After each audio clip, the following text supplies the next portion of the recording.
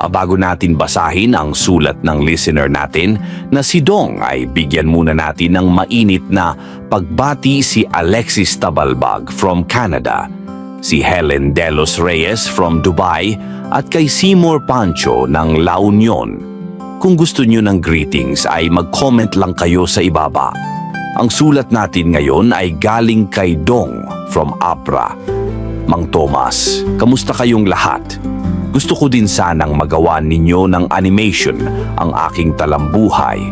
33 taong gulang na ako. Pero sisimulan ko ang sulat ko noong 26 pa lamang ako. Mag-asawa na kami ng aking asawa na si Ana. Ganito ang simula, Mang Tomas.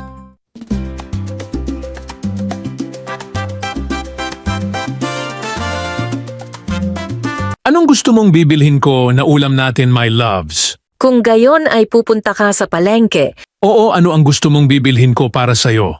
bumili ka na lamang ng karne at gulay. Parang ang dami mong pera, ah. Nakuha ko ang paluwagan namin ng mga riders, kaya meron akong pera, kahit papano. Bigyan mo din ako ng pera kung ganon. Talaga naman na bibigyan kita. Bibili lang ako ng mga kailangan natin dito sa bahay. Pagkatapos ay ibibigay ko sa'yo ang matitira. Ano? Maliit na pera na lamang ang ibibigay mo sa akin? Hindi bale, kasi para sa bahay naman ang bibilhin ko. Ayan! At nakaluto na ako ng pagkain namin, kahit sa panggabi ay mayroon na din. Nakaluto ka na pala. Mabuti naman kung ganon. Oo, kaya tawagin mo na ang anak natin. Parang alam ko na ang dahilan, kaya nagluto ka na. Meron na naman kayong pupuntahan ng mga kasama mong mga riders. Isang beses lang naman sa isang buwan kami. Nagre-rides, pampatanggal lang ng stress. Ganyan na lang palagi. Yung mga kasama mong riders ang mas gusto mong kasama. Sila na lang kaya ang asawahin mo. Si Ana naman? Hindi maganda yan sinasabi mo? Paano ganyan ka naman palagi? Lagi kang wala dito sa bahay? Kasi lagi mong kasama ang mga riders mo. Isang beses nga lang sa isang buwan. Tara na at kumain na tayo. Tawagin mo na ang anak natin. Huwag ka nang magagalit diyan, my loves. Anong kailangan mo, Bert? Bakit nandito ka? Nandito ako, Ana, para sunduin si Dong. Kayo nga mga kaibigan niyang riders ang bad influence sa asawa ko. Hindi sana laging lumalabas si Dong kung hindi dahil sa inyo. Hindi naman palagi, Ana, kapag may bakanteng oras lang kami. Pantanggal lang ng stress sa trabaho. Anong klasing rason yan? May pamilya naman kayo. Dapat sila ang inaasikaso ninyo. Bakit kulang pa ba sila na pantanggal ng stress? Kung hindi dahil sa inyo, hindi lalabas si Dong. Sana ay meron siyang oras sa amin na pamilya niya. Pero dahil sa inyo, sumasama siya sa inyo. Mas mahalaga na kayo kaysa sa amin. Talaga pala na aalis ka, Dong. Oo, kasi hinihintay na nila ako. Sige, sila na ang asawahin mo. Ano ba naman yung pananalita mo, Ana? Sila naman ang lagi mong kasama, masaya ka sa kanila. Kaya asawahin mo na sila. Ang pangit ng ganyan na pananalita mo. Siya nga pala.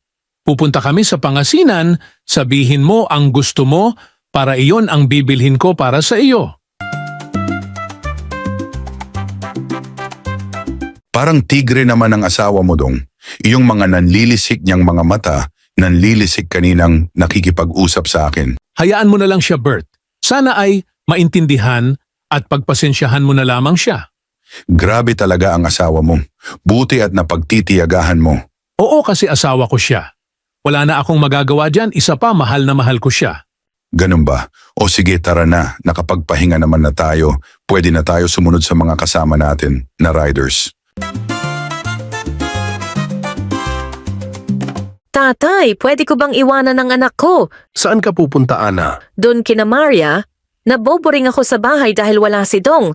Nagpunta ulit siya sa mga kasama niyang riders. Gusto ko din naman ma-relax. Anong ma-relax? Makikipagsugal ka? Oo, tatay. Naboboring nga ako kaya gusto ko maiba naman. Ang dami mong pwedeng gawin kahit wala si Dong.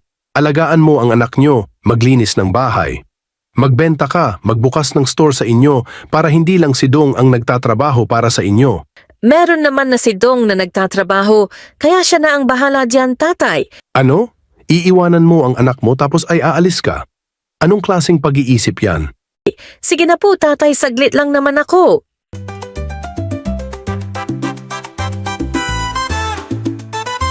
Huwag mo sanang pinahintulutan na iwanan ang anak niya dito. Kahit ayaw ko pero gustong gusto naman na umalis, wala din akong magagawa. Ano ba naman ang anak natin na yan? Kapag aalis si Dong ay aalis din siya. Imbes na mag-alaga sa kanilang anak at magayos ng kanilang bahay ay aalis din siya. Kaya nga, paano na lang kung malunglong siya sa sugal? Subukan niya lang at makakatikim iyon sa akin. Tapos tayo ang mag-aalaga sa anak nila ni Dong. Ang galing niya pag ganon. Malapit na siyang masampal ko. Ano ba naman ito? Talo na naman ako. Kahit pa konti-konti lang ang itinataya ko ay talo pa din. Malas talaga ngayon.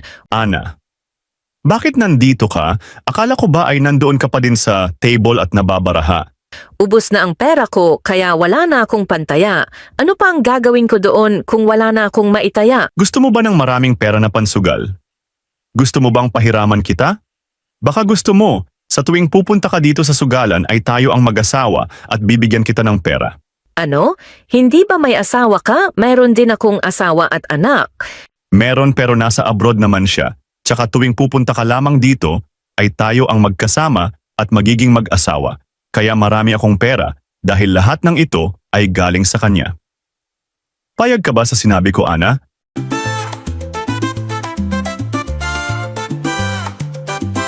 My loves, nandyan ka na pala? Kadarating mo pa lang. Oo, kadarating ko lang. Marami akong dalagaling Benguet at Pangasinan. Ang layo pala ng pinuntahan mo. Oo, kasi first time namin magpangasinan kaya nagpunta na din kami sa Benguet. Ganun ba? Tignan mo itong mga dinala ko. Parang hindi pa din maganda ang araw mo ha. Huwag ka nang magalala kasi nandito na ako. Nasaan ang anak natin? Nandun kina tatay. Iniwan ko sa kanila. Bakit siya nandoon?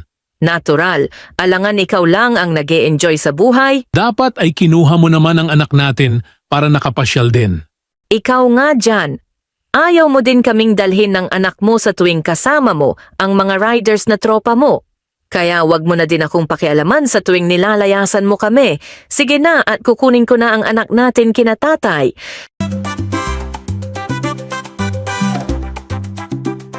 Palagi na ngang nagsusugal ang asawa kong si Ana Mang Tomas.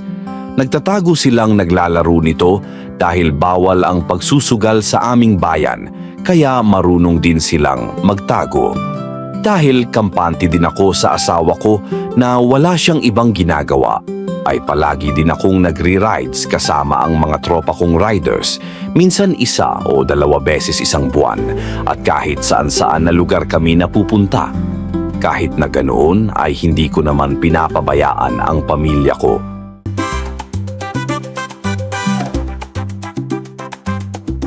Kung aalis ka Dong ay bigyan mo ako ng pera. Talaga naman na binibigyan kita ng pera. Dagdagan mo kasi ilang araw ka naman na mawawala. Ano kaya kung sumama ka na lang sa kin? Iwanan muna natin ang anak natin kina tatay at nanay para masubukan mo naman ang mag-rides. Ang ganda kaya sa pakiramdam. Ano ka? Kawawa naman ang anak natin. Hindi naman siya papabayaan nila nanay at tatay. Di bali at uuwi din tayo ngayon. Hindi na, tinatamad lang ako na nagbibiyahe. Ikaw na lang pumunta. Sige kung ganun ay ayaw mong subukan. Hindi na kaya ikaw na lang ang aalis, basta iwanan mo na lang ako ng pera. Sayang, excited pa naman ako na isama ka. Akala ko ay hindi ka makikipagkita sa akin ngayon, Ana. Anong hindi? Wala ngayon si Dong kaya pwede tayong magkita. Iniwanan ko naman na ang anak ko kina nanay at tatay. Sa palagay ko ay mas gusto mo na ako kaysa sa asawa mo. Gusto ko pa din naman si Dong pero mas gusto niya nagra-rides. Eh di hayaan ko na lang na mag-enjoy siya. Nag-e-enjoy din naman ako na kasama ka. Bibigyan mo pa ako ng pera at madodoble ito kapag nananalo ako sa sugal. Tama ka dyan. Kaya wag tayong uuwi ngayon. Magkasama tayo, iuuwi kita pagkatapos natin magsugal. Paano na lang ang anak ko? Di ba sinabi mo na nasa nanay at tatay mo? Kaya wala tayong problema dyan. Tayo ang magkasama mamayang gabi, Ana.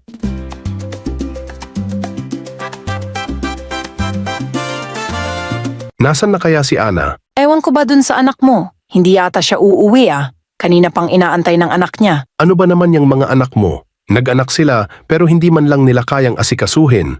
Oo nga, iisa lang ang anak nila, pero hindi man lang nila maasikaso. Ano ba naman kasi sila? Ano ba ang pinagkakaabalahan nila? Alam mo naman na laging sumasama sa riders itong si Dong, kung saan na lang sila nakakarating. Si Ana naman ay lagi na yatang nagsusugal. Anong klaseng tao naman itong mag-asawa? One day later. Nasaan na kaya si Ana? Bakit wala pa siya?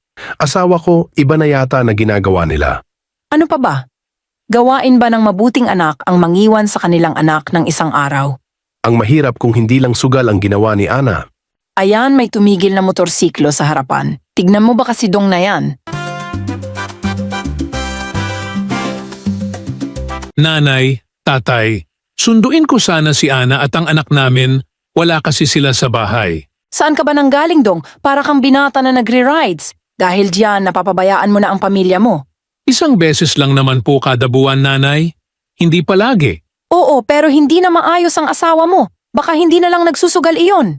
Ang mabuti ay wag ka na lang muna magre-rides kasama ang barkada mo, Dong. Bantayan mo na lang muna nag-iyong pamilya. 2 araw lang naman yon, tatay. Alam nyo ba na gusto ko sanang isama si Ana, kaso ayaw naman niya. Basta itigil mo na lang muna yan, Dong. Making ka sa amin. Bantayan mo ang pamilya mo. Wala akong masabi sa'yo kasi maayos kang manugang, pero mas mabuti kung bigyan mo ng maraming oras ang iyong pamilya.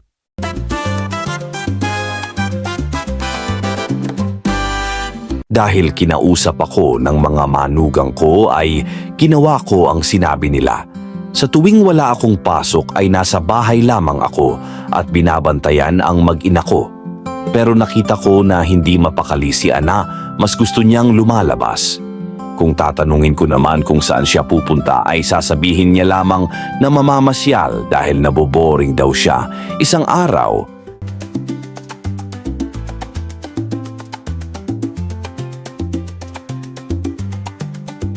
Saan ka na naman pupunta, Ana? Ang daming pwedeng gawin dito sa bahay para hindi ka ganyan. Pupunta lang ako sa labas dahil naboboring ako dito sa bahay. Mas gusto kong lumabas. Bakit? Pupunta ka na naman na magsugal? Paano mo nalaman yan? Alam ko na nagsusugal ka. Kahit na magsugal ako, hindi naman ako humihingi sa'yo. Saan galing ang pera mo? Siyempre, nananalo ako palagi kaya may pera ako. Huwag kang magreklamo na nagsusugal ako kasi hindi naman ako nanghihingi sa'yo ng pansugal ko. Ana, itigil mo na ang ganya kasi walang mabuting mabibigay ang sugal sa'yo.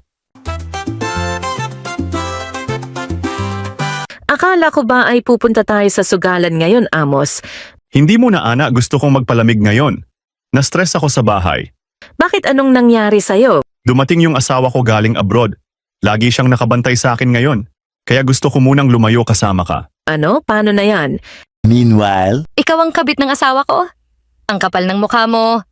Fe, ano ba yan? Sinundan mo ako? Oo, at iyang malandi na babae ang kabit mo. Fe, itigil mo na yan. Tama na, wag mo akong sabunutan. Ang sakit. Kulang pa yan. Ito pa sa'yo. Buti at nakauwi ka na. Anong nangyari sa'yo? Bakit puno ka ng galos at may black eye pa ang mata mo? Wala ito. Anong hindi? Nakipagaway ka ba? Wala nga. Ang kulit mo naman. Bakit ba paulit-ulit ka? Huwag kang magsinungaling, Ana. Sabihin mo kung ano ang nangyari sa'yo. Walang nangyari sa akin. Sige at magpapahinga na ako. Dito umuwi si Ana? Sino ka ba? Anong kailangan mo? Ikaw ba ang asawa niya? Nakita mo naman siguro ang itsura ng asawa mo na umuwi. Marami siyang galos at black eye. Ikaw ba ang may gawa nun sa kanya? Oo, at kulang pa yon dahil malandi ang asawa mo. Siya ang kabit ng asawa ko. Sobrang landi ng asawa mo. Binibigay ng asawa ko ang lahat ng pera na bigay ko sa kanya galing abroad. Isa siyang kabit. Ano? Huwag mong gawing masama ang asawa ko. May ebidensya ako para maniwala ka. Narito ang larawan nila na magkayakap dahil hindi ako pupunta dito na walang dalang ebidensya. Ito ang larawan at video.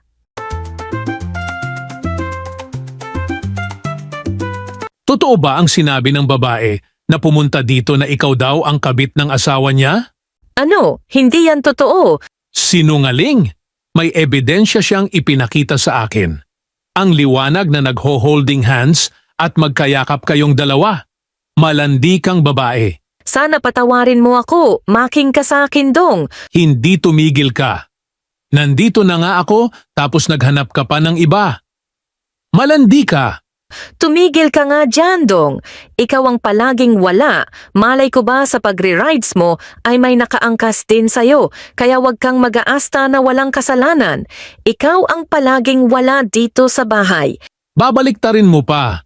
Huwag mo akong igaya sa iyo na malandi. Lagi akong wala dito sa bahay dahil nagtatrabaho ako. Isang beses sa isang buwan lang kami magkasama ng mga riders na kaibigan ko. Hindi mo ba naiintindihan iyon?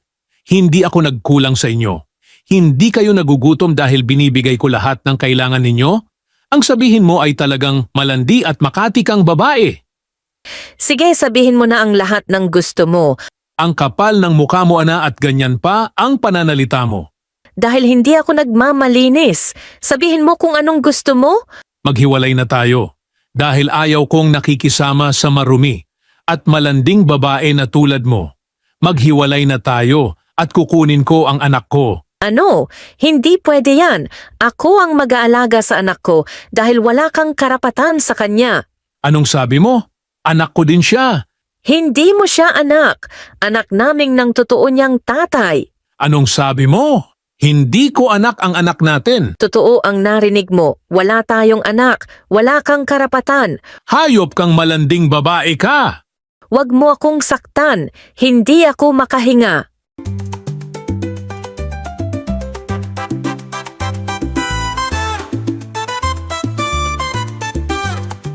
Hindi ko inaasahan ang sinabing iyon sa akin ni Anamang Tomas. Mabuti na lang at hindi ko siya napatay sa mga oras na iyon.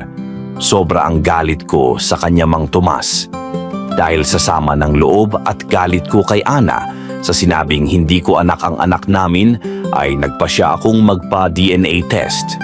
Ang naging resulta nga nito ay negative at hindi ko talaga tunay na anak ang bata. Hindi ko anak ang inaakala kong anak namin. Sobra ang panloloko niya sa akin Mang Tomas.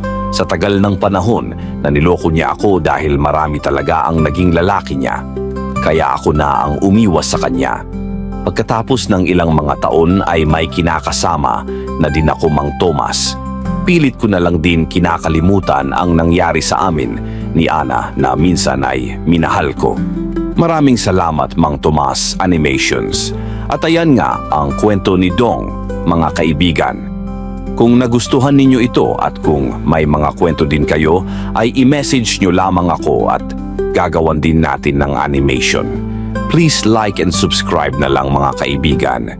Maraming salamat Mang Tomas at napili ninyong lagyan ng animation ang aking kwento. Nakita ko ang channel ninyo at gusto ko din mapasali ang aking talambuhay. Tawagin ninyo na lamang ako sa pangalang Mario. May nobya ang asawa ko bago naging kami.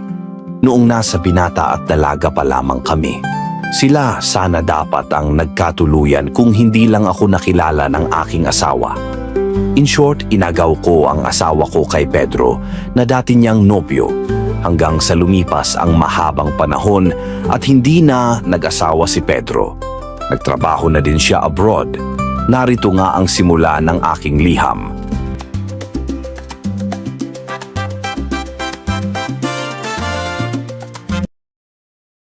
Sino ang tinitignan mo sa cellphone mo, Rosa?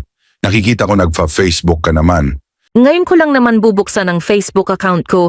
Masama daw na maadik ka dyan dahil iyan na lang ang gagawin mo. Depende yan sa tao. Kung wala ka namang ginagawa na masama ay okay lang. Wow, napakakisig naman nito. Sino yan, Rosa? Etong ipinost na larawan niya. Sino nga yan sabi eh? Etong si Pedro. Ano? Pedro ka mo? Iisa lang naman ang kakilala kong tao na nagngangalang Pedro, yung ex-nobyo mo. Siya nga, tama ka Mario. Ano? Friend mo sa Facebook si Pedro na ex mo? Nag-friend request nga siya, kaya ay inaccept ko. Bakit mo naman inaccept? Gusto nga niyang makipagkaibigan, anong masama doon? Baka naman ay nagpapapansin yan sa'yo, kaya nag-post siya ng makisig niyang larawan. Ikaw naman, bakit ako lang ba ang Facebook friend niya? Gusto niya lamang sigurong mag-post ng memories niya kaya siya nagpo-post. Kung ano ang naiisip mong matanda ka. Anong alam ko? I-unfriend mo na siya para hindi mo na makikita ang mga post niya. Walang rason upang i-unfriend ko. Ikaw na matanda ka. Nagseselos ka na naman. Hindi ako nagsiselos. Eto tignan mo para wala kang nasasabi. Patingin nga ng larawan niya. Ano ang maganda at makisig sa kanyang larawan? Wala naman. Napakalaki ng mata niya. Hindi naman gwapo. Mas malayo na mas pogi ako kaysa sa kanya. Ang ganda kaya ng mata niya. Parang hindi tumanda. Pabilog na parang isang manika. Ganyan ba ang gwapo? Parang mata ng isda ang mata niya. Saglit lang. Bakit at nag-react ka sa larawan niya? Ano naman ngayon? Bakit hindi like ang reaction mo? Bakit love yan? Nagustuhan ko ngang makita ang larawan niya? Hindi tama yan. Wag love ang ilagay mo na reaction mo. Ano ngayon? Ito nga ang nararamdaman ko at gusto ko. Angry ang ilagay mo, hindi love. O kaya naman ay sad. Hoy Mario, wag mo akong turuan. Hindi naman ako galit o malungkot na nakakita sa larawan na ipinost niya. Walang masama kung ganyan ang reaction ko. Ang pangit nga. Ex mo tapos love ang reaction mo. Bakit love mo pa din ba si Pedro? Oo na, love ko na siya para matapos na ang usapan natin. Ang pangit ng gawain mong matanda ka. Ikaw ang masama ang ugali dahil kung ano-ano ang naiisip mo. Napakaseloso mo. Ang lakas ng boses nyo ni tatay na nagsusumbatan kanina. Paano? Nababaliw na naman ang tatay mo. May something sa tatay mong baliw. Ano ba kasi ang nangyari, nanay? Sobra ang selos niya kay Pedro na ex ko dahil Facebook friend ko siya. Dahil sa reaction niya na heart ay binigyan niya ng ibang kahulugan. Sira ulo na talaga. Kung ganun din lang ay wag na lang kayo magre-react sa mga picture. Lalo na sa larawan ng ex mo, nanay. Ay bakit ba? Hindi ko naman siya pinapakialaman kahit mag-comment siya sa naging ex niya. Facebook nga yun. Anong silbi ng Facebook kung hindi gagamitin? Diyan mo makikita ng mga tao na matagal mo nang hindi nakikita.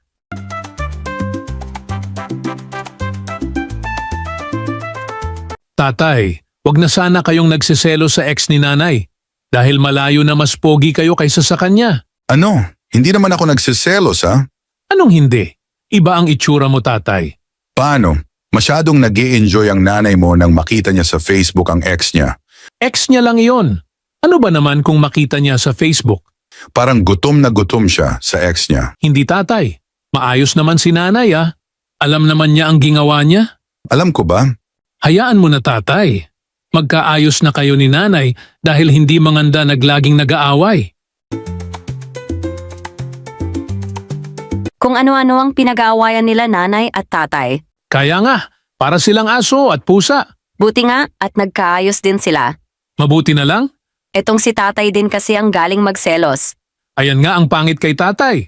Lalo na kung nagre-react si nanay sa ex niya sa Facebook. Sobra ang inis niya pag ganun. Kapag ganun ay inaasar pa ni nanay si tatay. Alam mo din ang gawain ni nanay.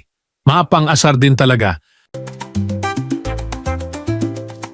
Para wala ka nang masabi at hindi na tayo mag-aaway, ide-delete ko na ang Facebook app sa cellphone ko. Nakakapagod ang laging nakikipagtalo sa iyo, kaya dinelete ko na. Hindi na ako magfa-Facebook. Bago mo sana i-delete ang application, ay pati din sana ang Facebook account mo.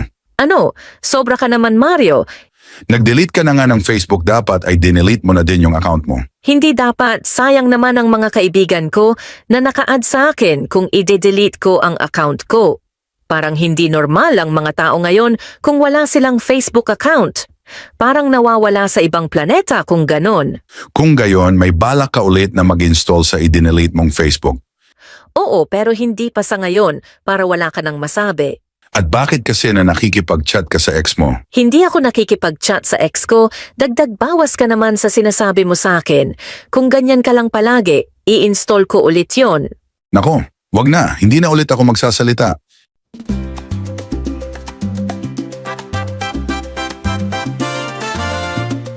Matagal din na hindi gumamit ng Facebook ang asawa ko, Mang Tomas. Ewan ko din sa sarili ko dahil nakakaramdam ako ng insecurities sa mga ex ng asawa ko, lalo na sa nagngangalang Pedro na naging nobyo niya bago naging kami. Makisig at gwapo nga yun Mang Tomas dahil may lahi siyang Italyano, ibang klase ang kapugian niya talaga. Matapos ang ilang araw ay naging maaliwalas ang isipan ko dahil hindi na nagpe-Facebook ang asawa ko.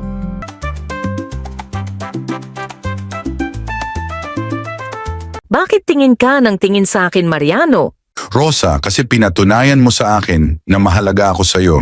Napaka-corny mo na naman, Mario. Totoo ang sinasabi ko sa'yo, Rosa, kasi hindi mo na ginagawa ang mga bagay na hindi ko gusto. Magbago ka na din kasi Mario, lalo na ngayon at matanda na tayong dalawa. Magaling ka sa selos, hindi yan maganda. Paano sobra naman kasi sa kisig nitong si Pedro, parang hindi tumatanda. Ako, sobrang tanda ko na.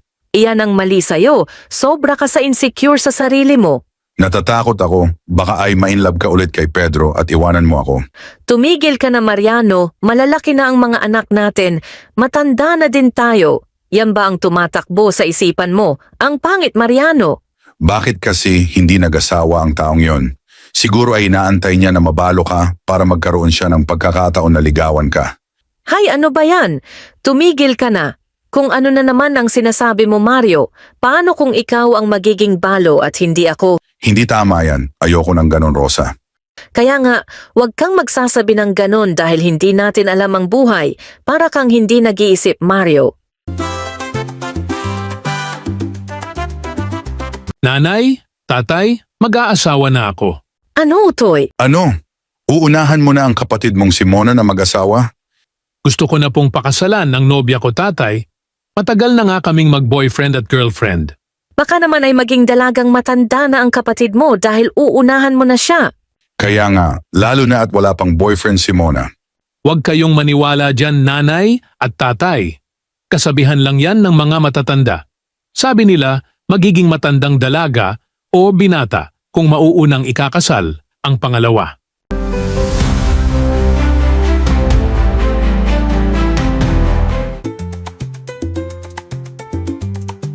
Nanay, tatay, ngayon, ikinasal na kami, lilipat na kami ng bahay ng asawa ko. Ganun ba? Ang bilis naman. Mamimiss ka namin, anak. Ganyan kasi ang napag-usapan namin na mag-asawa. Sige, kung iyan ang naging usapan ninyo at kung mas mapapabuti sa inyo, ganyan ang gawin ninyo. Pero malulungkot ako dahil hihiwalay na kayo sa amin. Paano na lang kung si Mona ang makikiasawa? Kami na lamang ng tatay ninyo ang nandito sa bahay. Huwag ka nang malungkot, Rosa. Ganyan talaga, nasa tamang edad naman ang mga anak natin. Hindi natin sila pwedeng pangunahan sa mga nais nila at sa plano nila sa kanilang buhay. Nanay, hindi ka na nagsasalita dyan? Kinakabahan ako sa'yo.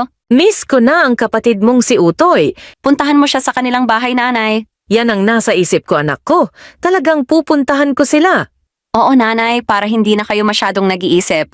Paano kung ikaw na ang ikakasal? Doble na ang pagkamis ko sa inyo.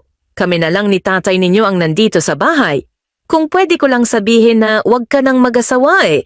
Pero hindi naman pwede yon. Alangan naman pigilan ko ang kasiyahan mo.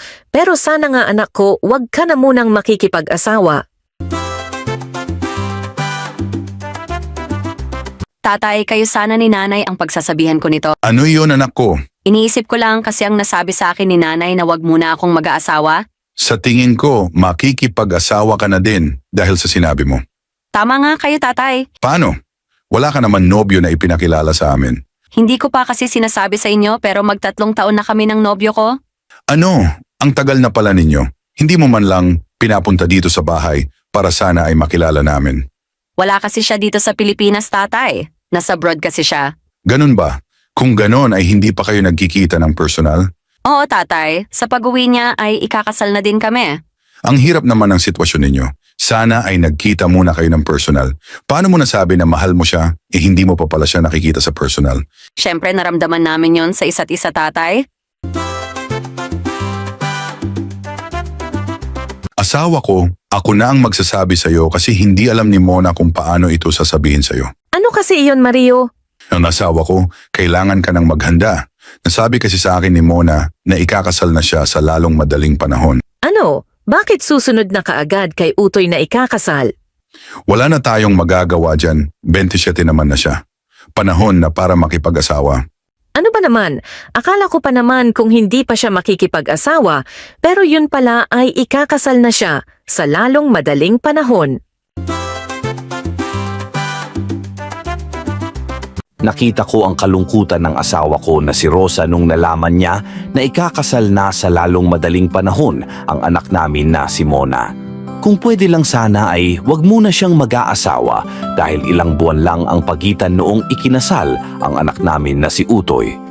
Pero hindi namin pwedeng kontrahin ang kanyang desisyon dahil nasa tamang gulang na siya. Hinintay namin ang pagdating ng nobyo ni Mona na galing abroad. Mona, matutuloy ba ang pag-uwi ng nobyo mo galing abroad papunta dito sa Pinas? Opo, nanay. Napag-usapan na namin ang petsa ng uwi niya. Baka ay may importante pa siyang gagawin sa abroad kahit i-delay na muna niya ang kasal ninyong dalawa. Hindi pwede, nanay. Pwede yon basta gugustuhin niya. Kung gusto niyang magtrabaho doon, ay wag na muna siyang uuwi dito. Magtrabaho pa din dapat, nanay, matapos ang kasal namin, tsaka din siya babalik doon. Tapos kukunin na niya ako sa abroad? Ano? Kukunin ka niya doon? Eh di sobrang layo mo na sa amin kapag ganun. Ang dami kasing binata dito sa Pinas, bakit ka pa kasi nakipagrelasyon sa kanya? Wala akong magagawa, nanay, kasi doon ko naramdaman ang pagmamahal, nanay.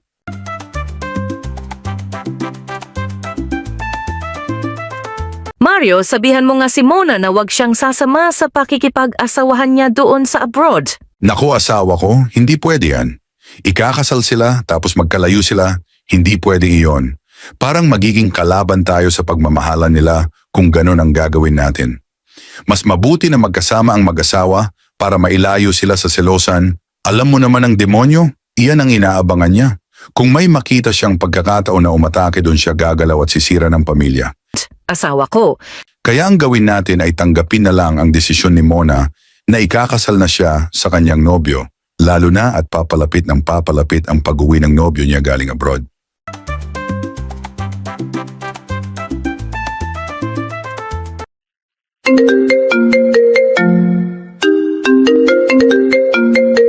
Hi baby, kamusta ka na? Okay lang ako. Akala ko kasi ay hindi ka tatawag ngayon. Pasensya ka na, inaasikaso ko kasi ang pag-uwi ko diyan sa Pilipinas. Talaga? Uuwi ka na talaga? Matanong ko lang, alam na ba ng mga magulang mo ang tungkol sa akin? Ano, hindi pa nila alam na ikaw ang nobyo ko, Pedro? Ano bakit? Hindi ko kasi alam kung paano sasabihin sa kanila. Lalo na si nanay, kung ano ang magiging reaksyon niya, si tatay din. Naiintindihan kita baby.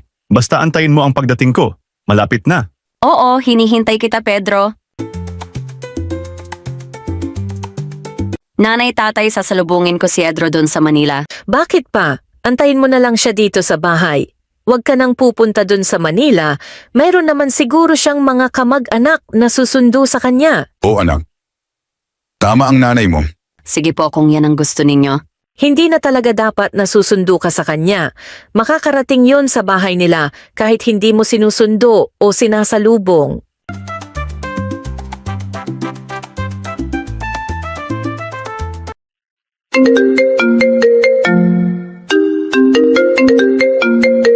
Hello baby. Pedro, pasensya ka na kung hindi kita masusundo sa pag-uwi mo. It's okay baby. Meron naman ang kapatid ko na susundo sa akin sa Manila. Ayaw kasi nila nanay at tatay. Okay lang. Para sa kabutihan mo din iyon. Salamat sa pag-iintindi mo, baby. Wala yun basta sundin mo ang gusto ng iyong mga magulang dahil mahalaga ka sa kanila kaya ay pinoprotektahan ka lamang nila. Napakakisig at pogi mo talaga, Pedro. Parang hindi ka nasa 50 plus. Tignan mo ang katawan mo. Paano ang bata ng nobya ko? Talaga palang napakaganda mo sa personal. Hindi naman. Hindi ka ba nag-aalangan na ikakasal sa akin sa pagkatingin mo sa akin sa personal? Nako, hindi. Walang anumang pag-aalangan. Kaya pagkatapos nating kumain ay pupunta na tayo sa bahay. Ipapakilala na kita kina nanay at tatay. Ano kaya ang masasabi nila pagkakita sa akin? Siyempre, meron kaming nakaraan ng nanay mo. Ang nakaraan ay nakaraan na hindi na inaalala. Yan ang sasabihin ni nanay pagkakita sa'yo. Nanay, tatay, nandyan na ang nobyo ko. Nasa sala. Akala ko sa hapon pa ang pagdating niya. Nagkita na kasi kami nanay kaya nagdiretso na kami dito sa bahay.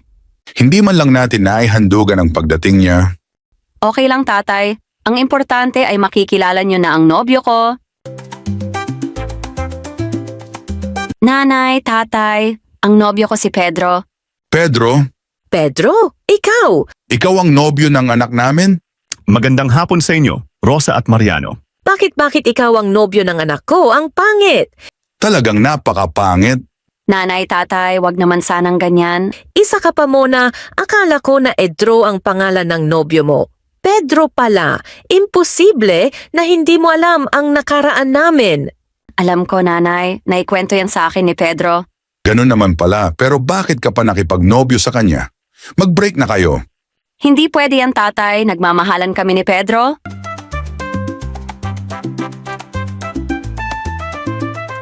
Ang dami-daming babae dyan, ang laki ng mundo. Nagpunta ka na din sa Italy, pero bakit ang anak ko pa Pedro? Dahil sa kanya ko naramdaman ang pagmamahal. Noong una ay hindi ko alam na anak mo siya. Imposible. Alam mo na anak ko siya, kaya gusto mo sigurong bumawi sa akin dahil ipinalit kita kay Mariano. Di totoo yan. Minahal ko na si Mona simula pa noong nalaman ko na anak mo siya. Nalaman mo na ako ang nanay niya, pero itinuloy mo pa din ang relasyon ninyo. Hindi ka man lang nahiya. Magiging manugang kita. Ikaw na ex ko ang magiging manugang ko. Kadiri! Ang pangit! Tapos ikaw nakaribal ko nung araw ang magiging manugang ko. Mariano, Ang pangit, Pedro. Binura na nga ni Rosa ang Facebook app niya sa kanyang cellphone para hindi ka na niya makita. Pero magiging ikaw ang manugang namin. Ang pangit isipin, kung ako lang ay wala akong nakikitang mali sa relasyon namin ni Mona. Binata ako at dalaga siya. Pero kung kasalanan na naging kami ay hihingi na lang ako ng patawad sa inyo. Pero walang makakapigil sa kasalan namin. Kung tatalikuran ako ni Mona na anak ninyo, doon lang ako titigil. Kahit papano ang tutol namin sa kasalan ni Mona at Pedro ay wala rin kaming nagawa, Mang Tomas, dahil nasa hustong taon na rin si Mona. Ikinasal nga silang dalawa ni Pedro na siyang karibal ko noon at ex naman ng aking asawa. Ang pangit na isipin dahil ang pinagseselosan ko na ex ng asawa ko ang naging manugang ko. Sobrang loko din talaga ng tadhana. Sa ngayon ay nasa Italy na sina Mona at Pedro dahil noon pang binata siya ay doon na siya tumira dahil nga sa may dugong Italiano. Kung nagustuhan ninyo ang videong ito ay huwag kalimutan ang mag-like, comment at subscribe. Magandang araw sa inyong lahat. Ang sulat na ito ay galing kay Janet. Mang Tomas, labis akong nag-e-enjoy sa inyong channel. Nais ko lang din ibahagi ang aking karanasan na sana ay mabigyan ng oras na inyong maisadula at mabigyan ng animation. Bagong kasal pa lamang kami ng aking asawa. Sisimulan ko ang aking kwento bago kami ikasal.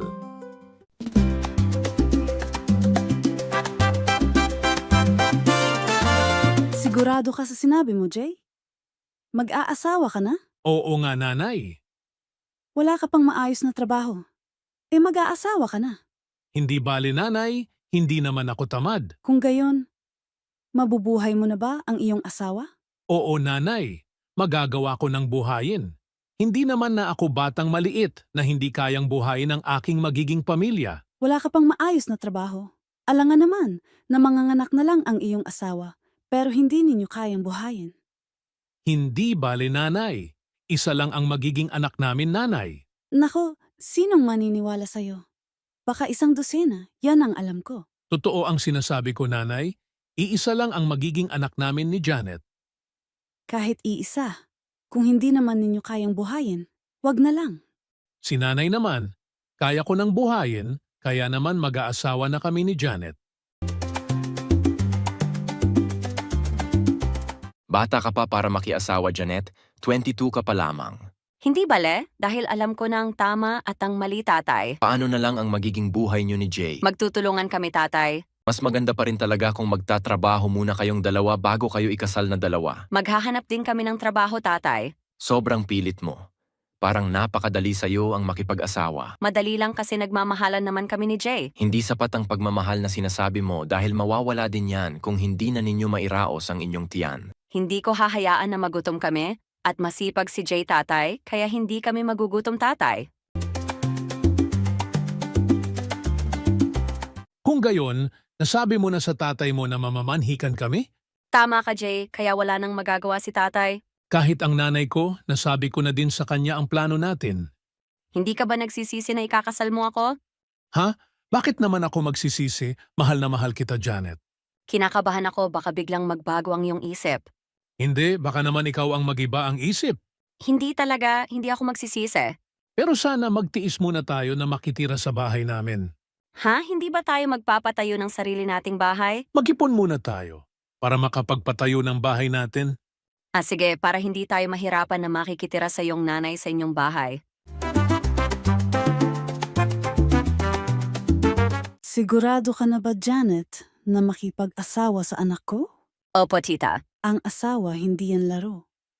Magbabago na ang takbo ng buhay niyo ni Jay. Hindi na lang ang buhay niyo ang iisipin niyo. Lalo na kung mag-aasawa na kayo. Tita, Kaya mag-isip muna kayong dalawa bago kayo magpakasal. pinag-isipan na po naming mabuti ito, tita. Sige. Kung gusto na talaga ninyong magpakasal. Kayo na ang bahala. Mahirap naman kung kaming mga nakakatanda sa inyo ang masusunod. Buhay niyo naman yan.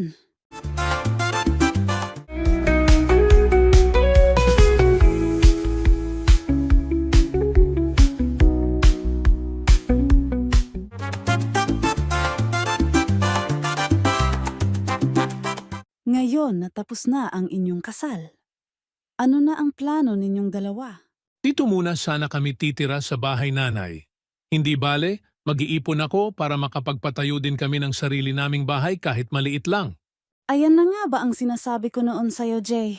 Nanay, Mas maganda pa din sana kung inuna mo ang inyong bahay bago ang asawa. nanay, Ngayong ikinasal na kayo ni Janet, ngayon mo lang naisip ang ganyan. Baliktad ang pag-iisip mo. sana kaawaan niyo muna kami nanay na tumira muna sa inyo. Ayan nga, wala na akong magagawa. Alangan naman na paalisin ko kayo. Hindi bale nanay, hindi kami magiging pabigat sa inyo? Masipag naman ako.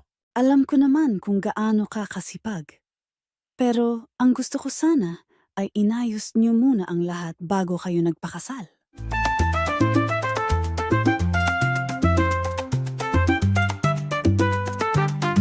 Makikitira kayo sa biyanan mo? Oo, tatay. Maliit lang kasi itong bahay natin, tsaka nandito pa ang kapatid kong bata. Sige. Pero magpapakabait ka sa biyanan mo. Tumulong ka sa mga gawaing bahay. Huwag kang magiging pasaway at pabigat doon. Ano ba naman yung bilin niyo sa akin, tatay? Alangan namang magiging pabigat ako sa kanila. Ako na nga lang ang nakikitira sa kanila. Anong alam ko? Basta pakiusap lang. Huwag kang gagawa ng kung ano doon sa kanila, Janet. Oo, tatay. Hindi naman ako masamang tao. Hindi ako gagawa ng mali sa bahay ng aking biyanan.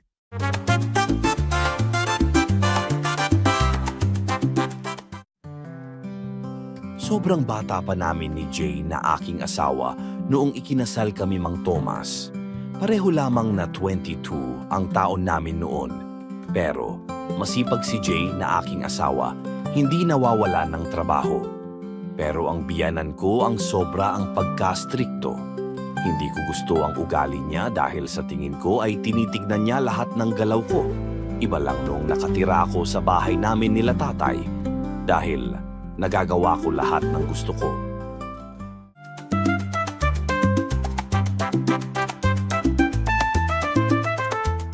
Oh, maaga ka palang bumangon, anak. Oo, nanay, dahil maaga ang trabaho namin ngayon. Oh. Nasaan na si Janet? Tulog pa nanay. Ano? Tulog pa siya at ikaw lalabas na para magtrabaho? Maaga pa naman kasi masyado nanay. Oo.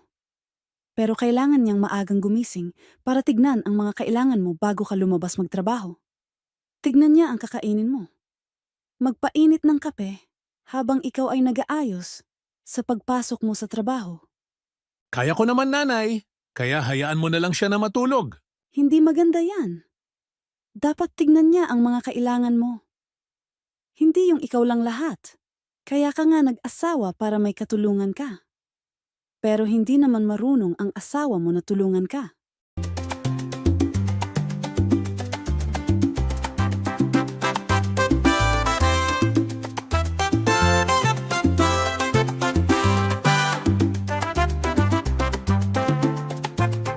Anong oras na, Janet? Alas 8 ng umaga, nanay. Alas 8 ng umaga ang pagbangon mo. Maaga pa naman, nanay. Ano? Maaga sa'yo ang alas 8 na paggising, habang ang asawa mo ay umalis na para magtrabaho. Nakalaba na ako ng mga damit. Nakapaglinis na ako ng mga kaldero. Nakapaglinis na ako dito sa bahay. Marami na akong nagawang trabaho pero kababangon mo pa lang. Ganito po kasi talaga ang oras ng pagbangon ko. Palitan mo ang oras ng gising mo. Daig mo pa ang mayaman na maraming pera. Tignan mo naman ang mga gawaing bahay. Tumulong ka.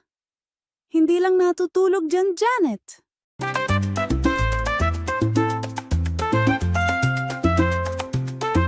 Grabe naman ang sipag ng biyanan ko. Galaw ng galaw, parang hindi napapagod. Ako na lamang na tumitingin sa kanya ang siyang napapagod.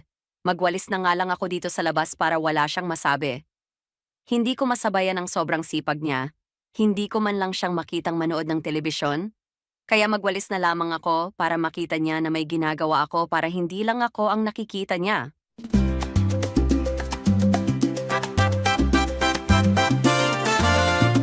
Janet, nagwalis ka sa labas, hindi ba? Oo, nanay. Bakit hindi naman parang nawalisan? Inayos ko naman po ang pagwawalis ko, nanay. Ano? Hindi maayos ang pagkakawalis mo. Hindi mo man lamang magawang tanggalin ang mga damo na tumubo doon sa gilid ng bakod. Hindi mo man lang winalisan ang mga duming naroon sa gilid. Pero nagwalis naman po ako, nanay. Oo, nagwalis ka nga. Pero hindi naman maayos. Kung magtatrabaho ka, ay ayusin mo naman. Hindi yung tipong nagwalis ka lang. Kaya halika. Ituturo ko sa'yo kung paano ang magwalis ng tama. Hindi yung nakikita mo lang ang lilinisan mo. Lahat ng sulok at gilid ng kapaligiran mo ay kailangan mong linisan. Para hindi tumira ang mga ipis at lamok. Nanay, Tsaka yung mga bote na may tubig na nasa gilid ng bakod na iniwan ng mga lasenggo. Hindi mo man lamang itinapon ang tubig. At kung malas ka ay baka magka-dengue ka pa.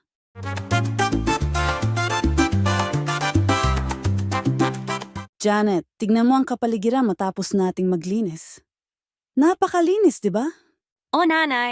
Ganyan ang maglinis, hindi yung kunyaring linis. Napakagandang tignan, di ba? O nanay. Masanay ka ng ganitong maglinis. Hindi yung style mo na kunyaring linis lang. Maliwanag ba, Janet? Bakit di ka sumagot? Hindi sa ganun, nanay.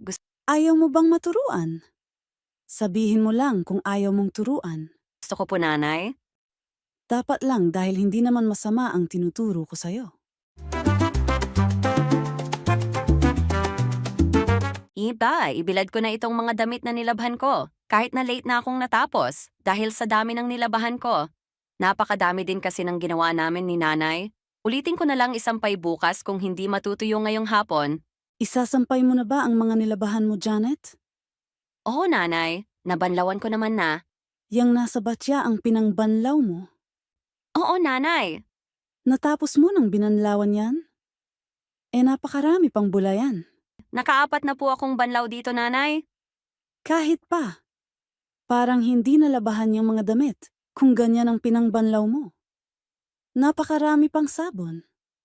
Napakarami namang tubig, pero ang tamad mong labahan ang mga damit niyo ni Jay. Ha? Hindi po ako tinatamad, nanay. Ganyan lang ang tubig niyan pero wala nang sabon ang mga damit na nilabahan ko. Hindi na siya madulas. Mali yan. Ulitin mong labahan. Kung ganyan ka maglaba nun pa, ganyan na din ang laba mo hanggang ngayon. Kaya labahan mo ulit. Ayusin mo ang maglaba. Kaya mag-improve ka sa paglalaba.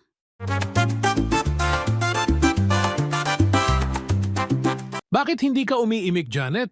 Simula pa noong dumating ako galing trabaho, ay di ka na nagsasalita. Bakit may nararamdaman ka ba? Wala! Bakit ganyan ang itsura mo? Hindi ka naman umiimik.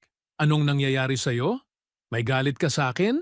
Parang gusto ko munang umuwi sa amin, kina tatay. Kung gayon, bakit ganyan ang itsura mo? May kinaaway ka ba? Ang hirap tumira dito sa inyo. Perpekto masyado ang nanay mo. Napapagod ako dito sa bahay niyo, Jay. Hindi ko masabayan ang nanay mo dahil perpekto lahat ng gawain niya dito sa bahay niyo. Imbes na matuwa siya kung may natatapos akong trabaho, pero hindi naman. Lagi niyang tinitignan ng mali ko. Hindi siya napapagod na ikot ng ikot dito sa bahay at laging naghahanap ng gagawin. Parang galit siya na may nagpapahinga. Ha? Bakit? Pagpasensyahan mo na lamang si nanay. Ganyan lang siya talaga. Nasanay siyang ikot ng ikot at kung maglilinis ay gusto talaga ng perpektong gawain.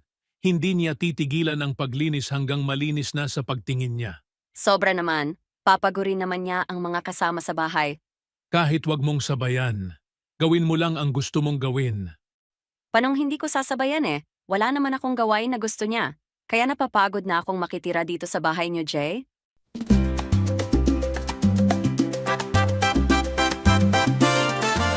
Pinagtiyagaan ko nga Mang Thomas ang ugali ng biyanan ko. Hindi ako sanay sa ugali niya, sa paglilinis at sa pagiging perpekto niya sa lahat.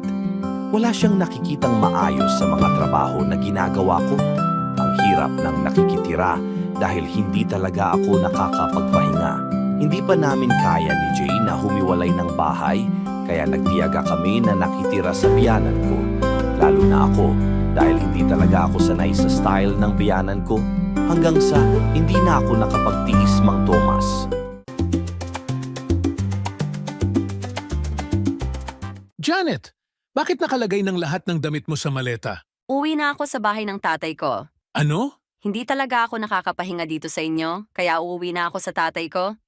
Iiwanan mo ako dito? Hindi bale kasi nandito naman ang nanay mo na perpekto. Janet! Mas mabuti pa na tumira ako sa tatay ko, kaysa sa nanay mo na laging tumitingin na parang CCTV ang mga mata. Janet! Wag naman sanang ganyan. Ikaw ang bahala kung may iiwan ka dito sa bahay ng nanay mo. Basta ako gusto ko nang umuwi sa bahay namin.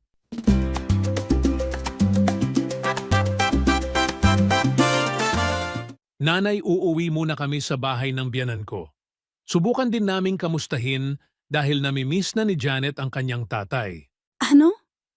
Ang liit ng bahay ng biyanan mo. Doon pa kayo titira? Susubukan lang namin, nanay. Bakit? May kinaaway kayo dito sa bahay? Hindi gusto ni Janet na tinuturuan ko siya? Hindi ganyan, nanay. Baka miss lang ni Janet ang tatay niya. Kaya gusto niyang tumira muna doon. Sige kung yan ang gusto nyo. Desisyon nyo yan. Wala namang nagpapaalis sa inyo dito. Pero kung gusto pa ninyong tumira dito, di bumalik kayo. Oo, nanay. Talagang babalik kami dito. Pupunta lang kami sa biyanan ko para makita ulit sila.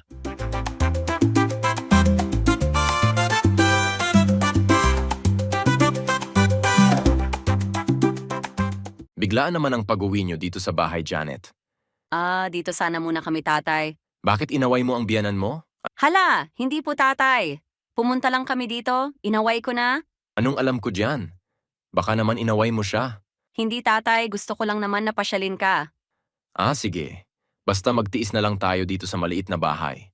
Hindi bale, sanay naman ako dito sa bahay, mas maganda dito para malaya akong nakakagalaw. Bakit? Hindi ka makagalaw ng mabuti sa biyanan mo? Nakakagalaw naman tatay, pero iba lang kasi dito tatay.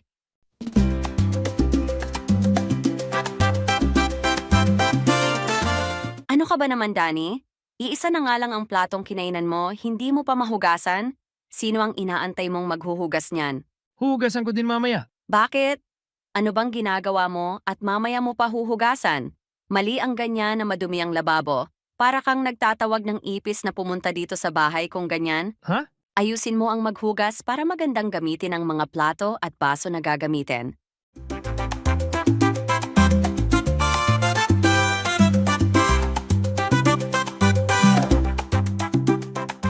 Tatay, bakit isinabit niyo na lang ang damit na sinuot niyo dito sa banyo?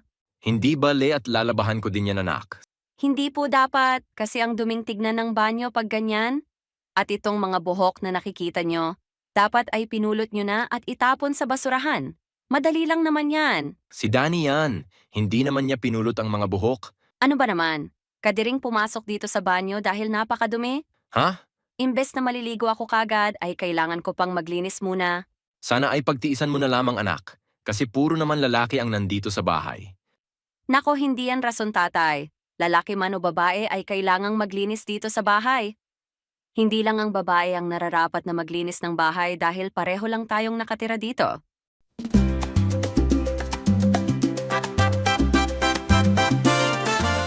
Tignan nyo naman ang mga damit nyo dito, Danny. Lahat naman nga mga damit at tuwalya ninyo ay nakasabit dito. Labhan nyo kaagad para hindi naiipon. Ganyan naman lagi ang ginagawa namin ate. Hindi magandang nakikita yan?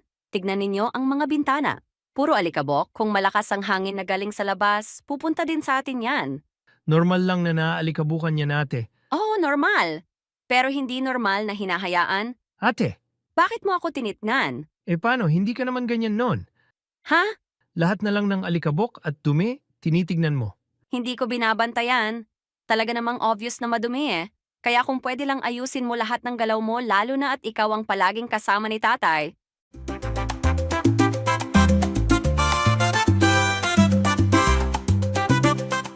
Hay, grabe naman ang mga damit na ito, parang hindi nalabahan. Napakaduming tignan. Ate, bakit mo kinukuha ang mga nilabhan kong mga damit ni tatay? Hindi pa tuyo ang mga yan. Oo, alam ko na hindi pa tuyo kaya ko nga kinukuha. Bakit mo kinukuha kung hindi pa tuyo? Tignan mo, parang hindi naman nalabahan. Yung damit ni tatay na puti hindi naman pumuti maging ang damit mo. Napakadumi. Inayos ko naman ang paglalabad yan ate. Hindi nga maayos kasi napakadumi, Danny. Sige, tulungan mo akong kumuha ng mga ito at tuturuan kita kung paano ang tamang paglalaba.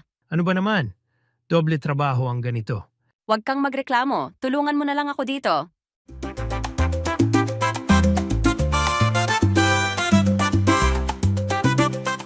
Danny, nasaan ang ate mo? Nasa labas tatay. Nagsasampay ng mga nilabahan niya. Ano? Naglaba na naman? Kahapon lang ay naglaba siya. Nilabahan niya ang mga damit nila ni Kuya Jay. Pero nilabahan din niya ang mga damit natin. Ano? Bakit niya inulit? Hindi daw maayos ang pagkakalaba. Ano? Ganyan naman ang sabi niya. Grabe na talaga si ate. Sobra na ang kalinisan niya simula nung tumira sila sa bahay nila Kuya Jay. Hala, hayaan mo na lang siya kung yan ang gusto niya. Yan siguro siya masaya.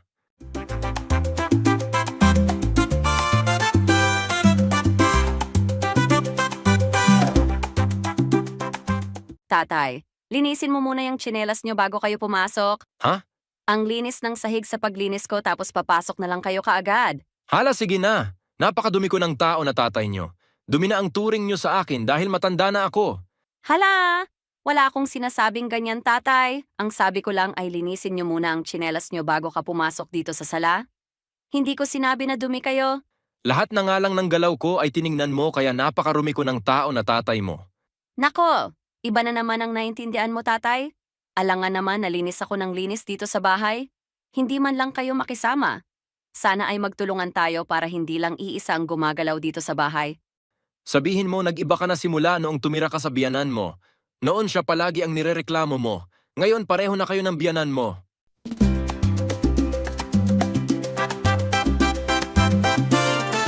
Bakit hindi mo hinugasan ng mga kaldero, Danny? Napakadumi ng mga ito. Napakaitim na nga natin. Madumi pa ang kaldero natin. Wala naman ding silbi nito ate dahil uulitin mo din lamang. Hindi ko dodoblehin kung maayos mong lilinisan. Ang mali kasi sa'yo, nahihiya kang gumamit ng sabon at scrub sa ibaba ng kaldero. Kahit ayusin ko ate, sigurado pa din naman na dudoblehin mo. Nakakahiya naman na nauulit-ulit lahat ng trabaho kaya ikaw na ang gumawa ate. Hindi pwede yan. Ikaw ang maglinis ng mga ito. Kung marunong tayong gumamit ay marunong din tayong maglinis. Alangan ako lang lahat. Subukan mo din kasing magtrabaho ng maayos. Sobra naman na kasi ang pagkastrikto mo ate. Hindi sobra. Hindi lang maayos ang trabaho mo. Sige na, pumunta ka na.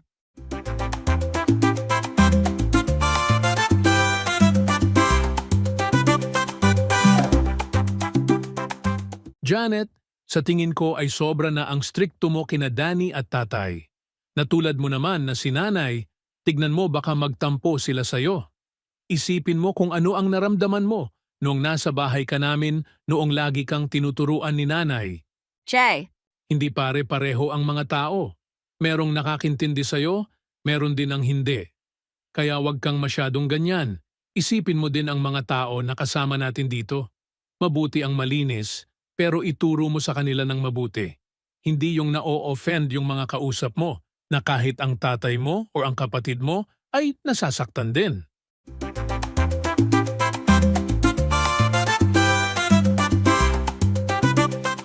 Tatay Danny, alam ko na nagtatampo kayo sa akin, kaya pagpasensyahan na ninyo ako. Gusto ko lang naman naturuan ko kayo na maging malinis dito sa loob ng bahay.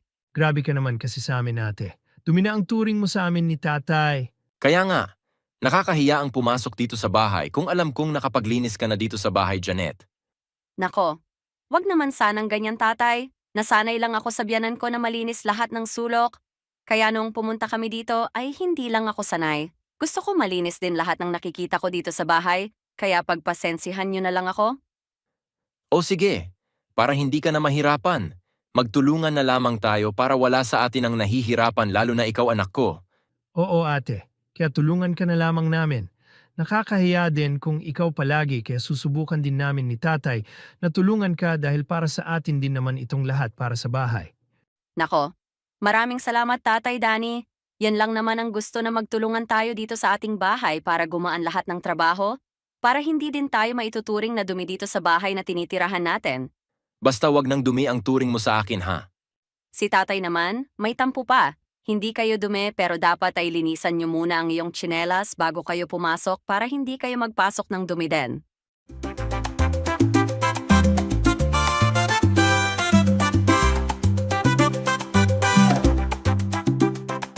Noong una ay hindi ko naiintindihan ang bayanan ko sa ugali niya. Naiinis ako sa kanya dahil doble lahat ng trabaho sa kanya. Pero di ko na malayan na nagaya ko na pala siya. Hanggang sa naging strikto na din ako sa kalinisan noong umuwi kami sa bahay namin. Sina tatay at Danny nga ang naibalingan ko nito. Hanggang sa naturuan ko sila ng kalinisan din. Ngayon ay may sarili na kami bahay ni Jay at may anak na din kami. Ang mga anak ko naman ang tinuruan ko kung paano maging malinis at pahalagahan ang kalinisan. At hanggang dito na lamang po, Mang Thomas. Maraming salamat po. Kung nagustuhan ninyo ang ganitong video, huwag kalimutan na ako ay i-subscribe. I-like na din ninyo ang videong ito, maging ang bell button para sa susunod pang mga video. Salamat! Salamat sa oras nyo, Mang Thomas, at nagawan ninyo ng animation ang aking kwento. Tawagin nyo na lamang ako sa pangalang Myrna. Gusto ko din ma-share ang aking problema at experience sa buhay. Problema ko ang asawa at ang tatay ko. Simulan ko ang aking kwento noong nasa syudad pa lamang kami.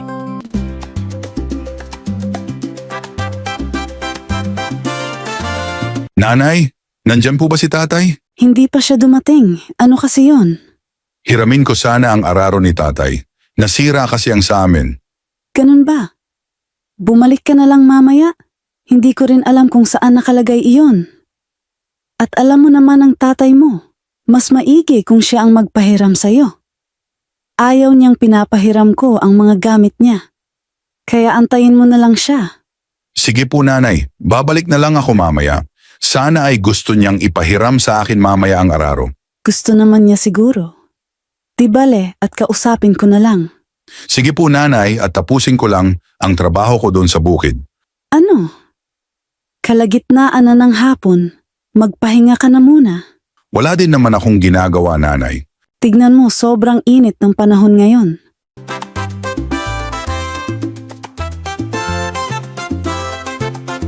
Asawa ko, pumunta kanina dito si Ramon. Hihiramin daw niya yung araro. Ano? Pumunta lang dito para humiram ng araro. Napakawalang hiya naman ng manugang mo. Bakit na naman ganyan ang pananalita mo? Alam mo naman na napakabait ni Ramon. Hindi nga siya pala imik. Mabait ba yung ganon? Walang hiya-hiya na humihiram ng mga gamit ko. Nasira nga yung araro niya, kaya hihiram sa'yo. Naiintindihan mo ba? Talagang walang hiya. Wala ba siyang pambili nun? Napakamalas ng anak natin na nakiasawa sa kanya. Tama na. Nakarami ka na ng mga sinabi.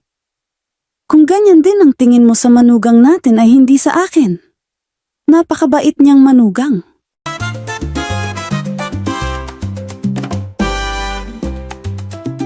Ano Ramon, nahiram mo ba ang araro kay tatay? Hindi pa, kaya nagpunta muna ako sa bukid habang inaantay si tatay. Kung ganun, hindi mo siya naabutan? Oo, malamang ay nasabi na ni nanay yung hinihiram ko. Sa tingin ko ay huwag ka nang babalik doon dahil sigurado ay makakarinig ka na naman ng maanghang na salita mula kay tatay.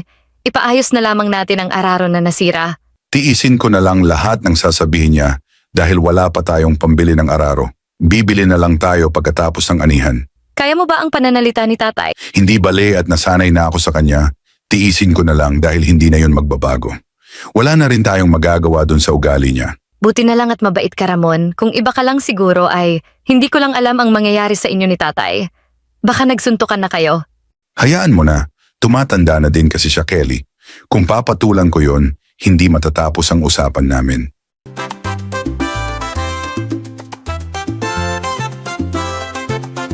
Anong kailangan mo? Hiramin ko sana ang araro mo, tatay. Ano?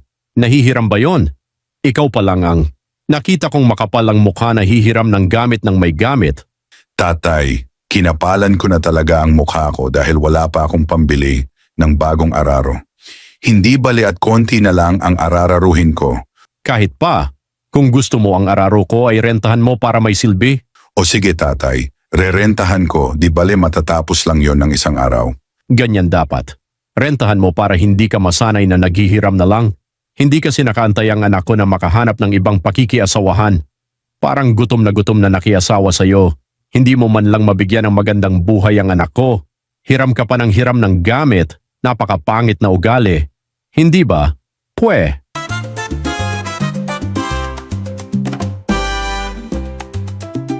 Ano ka ba naman tanda? Ipinahiya mo naman si Ramon. Kung ano-ano ang sinasabi mo sa kanya. Ano ngayon? Mabuti na lang yon para hindi siya hiram ng mga gamit ko. Napakabuti ng paglapit niya sa'yo, pero ganun ang ginawa mo. Para matauhan at maisipan niya ang mga bagay kung paano yumaman. Hindi naman niya ginugutom ang pamilya niya. Napakasipag niya. Ano pa bang gusto mo sa kanya? Sabi na nga ba, makakarinig ka naman ng maanghang na salita galing kay tatay. Hayaan mo na. Nasanay na ako sa tatay mo. Napakabait mo kasing manugang niya. Kaya ginaganyan ka niya. Malaki ang pasensya ko sa tatay mo. Hay nako. Paano yan? Rerentahan mo ba ang araro niya? Oo, para wala na siyang masabi. Hay nako. Hindi na lang nakikita ni tatay ang kabutihan mo. Sana makita din niya yon. Napakabuti mo pero minamaliit ka niya. Ganyan talaga, kasi hindi ako mayaman na nakipag-asawa sa'yo. Aanhin ba ang kayamanan kung katulad din niyang pangit ang ugali? Hayaan mo na, Kelly. Malaki ang pasensya ko sa kanya. Huwag mo nang isipin yon.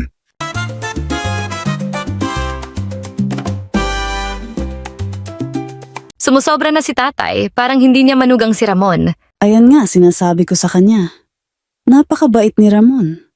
Hindi porket mabait ang asawa ko, mamaliitin na niya. May pakiramdam din yon na nasasaktan. Oo, anak ko, naiintindihan ko. Pero bakit ganun si tatay, nanay? Kasi ang gusto niya ay dapat nakiasawa ka sa mayaman. Maghanap ng asawa na mayaman mahirap naman tayo. Buti sana kung mayaman tayo, hindi naman tayo ganun.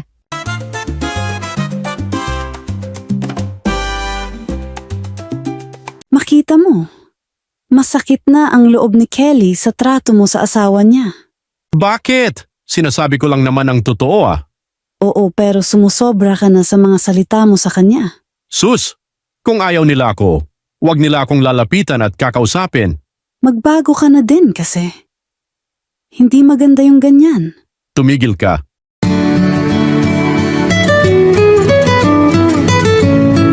Sino yung tumatawag? Si Myrna na anak natin. Sagutin mo na. Baka importante ang sasabihin niya. Hello Myrna, buti ay nakatawag ka. Oo, tatay, kasi uuwi na kami sa susunod na linggo. Kami? Bakit may kasama kang uuwi? Oo, tatay, kasama ko ang asawa ko na uuwi. Ano? Nakiasawa ka na? Oo, tatay. Ikinasal na kami. Di ba may bakanteng lote ka naman na ibibigay sa akin? Yun na lang ang tatayuan namin ng bahay naming mag-asawa. Ano ka ba naman? Nakiasawa ka na pero hindi mo man lang sinabi sa amin. Hindi bale, tatay. Nasa hustong gulang naman na kami. Kahit pa, sinabi mo man lang sana sa amin ang tungkol diyan. Hindi ganyan na ipapaalam mo na may asawa ka at uuwi na kayo dito sa atin. Tatay, wag na kayong magagalit. Bakit? Anong ipinagmamalaki ng asawa mo? Wala, tatay, pero masipag ang asawa ko. Hay ano ba naman? Yung asawa ng kapatid mong si Kelly masipag ngang totoo, pero kulang naman sa diskarte. Kaya pareho lang siguro sila ni Ramon na kulang sa diskarte.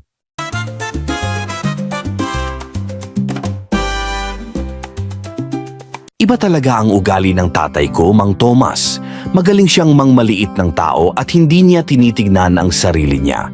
Madali lang sa kanyang sigawan at maliitin ang asawa ng kapatid ko na si Kelly dahil hindi sumasagot sa kanya ang bayaw kong si Ramon.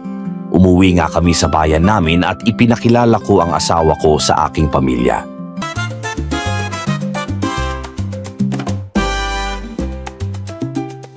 Ano ang natapos mo? Wala akong natapos, tatay, dahil high school lang ang natapos ko. Ano? Paano mo mabubuhay ang anak ko kung high school lang ang natapos mo? Ang yabang mo naman na nakiasawa kay Myrna, parang may pinagmamalaki ka na ibubuhay sa anak ko. Wala ka palang natapos, wala kang diploma. Ano? Bakit, tatay, nakakain ba yung diploma? Napakabastos mo naming magsalita. Ikaw naman ang unang nang bastos sa akin. Parang hindi tao ang tingin ninyo sa akin. Hindi porket wala akong natapos at wala akong diploma na isasampal sa'yo ay ganyan ka na. Bastos kang manugang, hindi ka na lang sana umuwi dito sa amin. Sana, Wisit ka talaga. hindi na lang talaga sana kami umuwi para hindi na din kita nakilala. Si Raulo, Hayop ka. bakit ka nagagalit? Ikaw din ang nagsimula ng lahat. Ang galing mong magsalita na matanda. Lumayas ka dito sa bahay ko? Ayaw kong nakikitira ka dito. Huwag kang magalala. Talagang aalis kami dito pero hindi pa sa ngayon. Ano? Umalis na kayo ngayon. Aalis kami kapag natapos na ang bahay na pinapatayo namin ni Myrna. Huwag kayong magpatayo ng bahay doon. Binabawi ko na ibinigay yon kay Myrna. Hindi pwede. Kung matapos mong ibigay ay huwag mo nang kukunin. Napakapangit ng ugali mong tatay at piyanan. Hayop ka talaga. Mas hayop ka. Si Raulong matanda. Hayop na bong yon! Sabihin mo kay Myrna na lumayas na sila dito sa bahay? Hayan, nakahanap ka na ng katapat mong manugang mo. Isa ka pa! Mabuting kausap si Bong. Pero ano ang ginawa mo? Ginalit mo siya dahil ang akala mo ay mapagsisigawan mo siya na katulad ni Ramon na manugang natin. Siya lang ang nakapagsabi at kumontra sa akin ng ganon. Kaya hindi ko ipapatuloy ang itinatayo nilang bahay sa lupa na binigay ko. Sinimulan na nila ang pagpapatayo at saka binigay mo na yun kay Myrna. Kahit pa, ipapatigil ko iyon. Ikaw ang bahala pero hindi ako makikialam dyan. Lalo lang kayong mag-iinitan ni Bong na manugang mo dahil sa pangit mong ugali.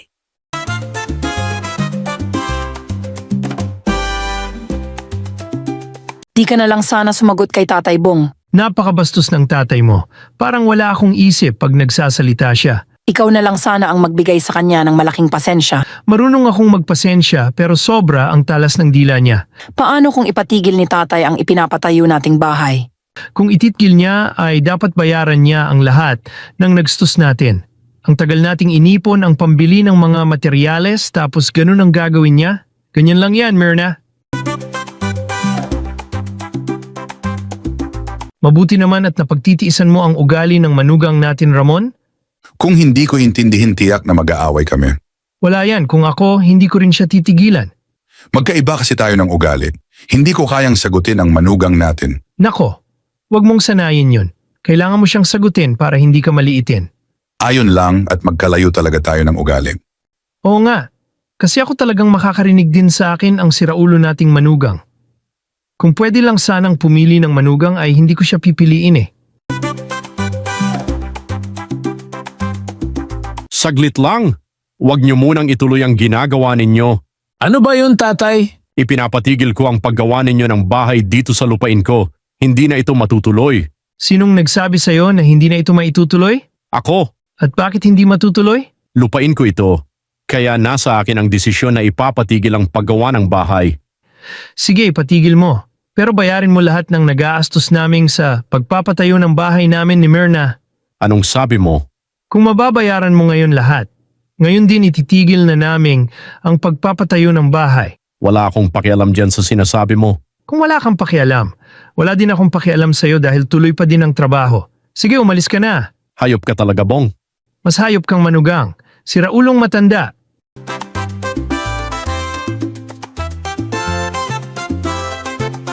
Rinig ko ang awayan ni Bong at ni Tatay doon sa ipinapatayo niyong bahay, Myrna. Na naman. Sobra ang sigaw ni Tatay dahil hindi niya mapatigil ang pagpapatrabaho sa ginagawa ninyong bahay. Ano ba naman ito? Palagi na lang silang nag-aaway ni Tatay. Magaling din kasing sumagot ang asawa mo kay Tatay. Hindi niya pinapalampas ang sinasabi ni Tatay sa kanya. Yan din ang pangit kay Bong ate, hindi siya nakakapagpasensya kay Tatay. Talagang sasagutin niya si Tatay. Buti pa si Kuya Ramon at hindi niya sinusumbatan si Tatay. Tama ka dyan. Kahit na sobra ang pagmaliit ni Tatay sa kanya. At ayun lang dahil sa sobrang bait naman nitong ni Ramon ay lagi na siyang pinagsasalitaan ni Tatay. Ang mahirap ay kung magsuntukan si Tatay at si Bong. Sana ay hindi mangyari iyon. Pagpasensyahan na lang sana ni Bong si Tatay para wala ng problema.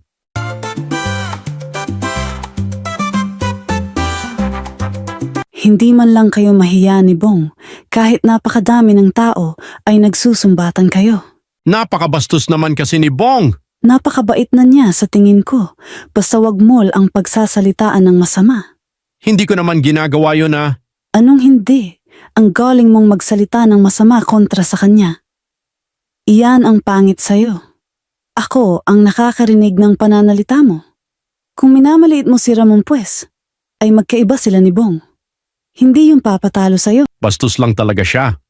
Kaya gagawin ko din ang lahat para mapalaya sila dito sa lugar natin. Hindi ko kayang maging kapitbahay ang taong iyon. Oo, pero manugang natin siya. Manugang pa rin natin siya, mas mabuti kung maghiwalay na lang sila ni Myrna dahil wala pa silang anak. Ano ba nakaisipan yan? Parang wala kang isip na matanda ka. Mas gusto mo pang maghiwalay sila ni Bong. Anong klaseng tatay ka? Kailanman ay hindi magkatugma sina Tatay at si Bong. Lagi silang nagsusumbatan. Ayaw na ayaw ni Tatay kay Bong dahil siya lang ang sumasagot sa kanya at kumukontra sa kanya. Hindi din kasi nagpapatalo ang asawa ko. Kung may masabing mali si Tatay ay agad niyang sasagutin. Ganyan din si Tatay. Hindi maiiwasan ang pag-aaway nila lalo na ngayon na magkapit-bahay kami. Lumipas ang ilang mga araw ay ganun pa din ang nangyari.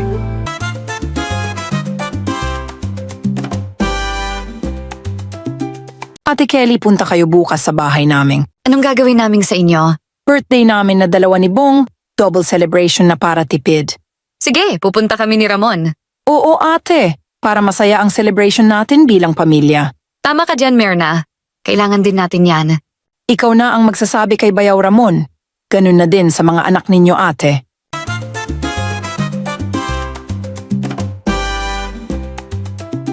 Magbihis ka na tanda. Bakit mo ako pinagbibihis? Oo, dahil pupunta tayo kina Myrna. Birthday ng anak mo at ni Bong. Kaya doon na tayo kakain ng gabihan. Bakit ako pupunta eh? Hindi naman nila ako iniimbita. Hindi ka inimbita pero sinabi sa akin, ako na daw ang magsasabi sa'yo. Alam ko naman na hindi nila gusto na pupunta ako sa kanila. Hindi ako invited. Invited ka. Si Myrna ang nagsabi sa akin. Sinabi niya sa akin na ako na ang magsasabi sa iyo. Andun din sina Kelly at iba nating kamag-anak. Hindi ako patay gutom na pupunta sa kanila. Makakakain ako ng masarap na gusto ko anytime. Ang arte mo. Pwede bang magkaayos na kayo ng manugang natin? Wala akong interes sa manugang na mayabang. Kung sino magsalita yang si Bong pero wala naman siyang pinagmamalaki. Pwe. Nanay, bakit kayo lang? Nasaan na si Tatay? Ayaw niyang pumunta kahit ano pa ang sinsabi ko sa kanya. Hindi daw siya invited. Diba sinabi ko sa'yo, Nanay? Alam mo naman ang ugali ng tatay mo. Hayaan mo na siya. Huwag mo nang isipin, nandito naman ako. Iba pa din sana kung nandito si tatay. Ano ang gagawin natin kung ayaw niya? Kaya hayaan na ninyo, baka makipag-away lang ang tatay mo dito.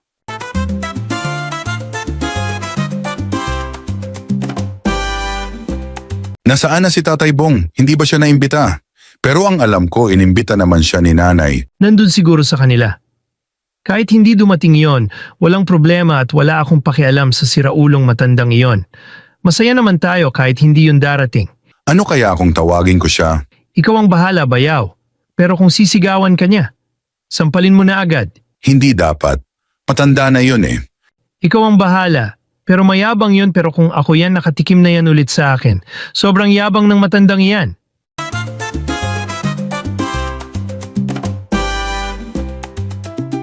Akala mo naman kung masarap ang handa nila, baka inutang lang naman nila ang mga iyon. Nagmamayabang lang sila sa mga kapitbahay. Ang yabang naman ng tatay mo, Myrna. Hayaan mo na. Huwag mo nang pansinin. Imbis na magpasalamat ay ang dami pang sinasabi na masama tungkol sa atin. Huwag na Bong, hayaan mo na alang-alang sa akin. Kung hindi ako makapagtimpi ay susuntukin ko yan at mawawala ang dalawang natitirang ngipin niya.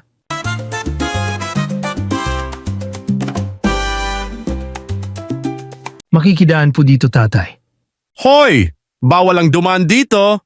Kung gusto mong dumaan, pumunta ka sa kabilang dako. Aba, kaya pala nagpagawa at nilagyan mo ng bakod dito para hindi ako makadaan.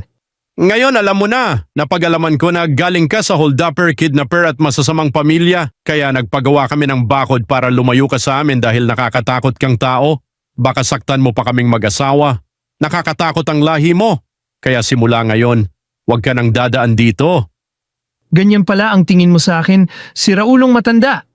Oo naman, di ba ang sama mong tao? Hindi kami masamang tao pero ikaw ang magpapasama sa akin. Aray ko! Aray! Ayan ang gusto mo pala. Aray! Sumusobra ka na. Siraulo.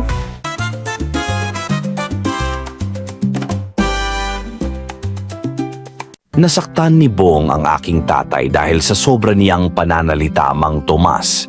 Parang aso at pusa sila kapag nagkita, kaya ang ginagawa na ngayon ni Bong ay iniiwasan na lamang si tatay. Kahit ang ama ko, iniiwasan na din niya si Bong. Gusto ko din naman na magkaayos sila pero imposible naman na mangyari iyon dahil walang pasensya ang asawa kong si Bong, samantala ang tatay ko naman ay magaling mag-provoke sa asawa ko.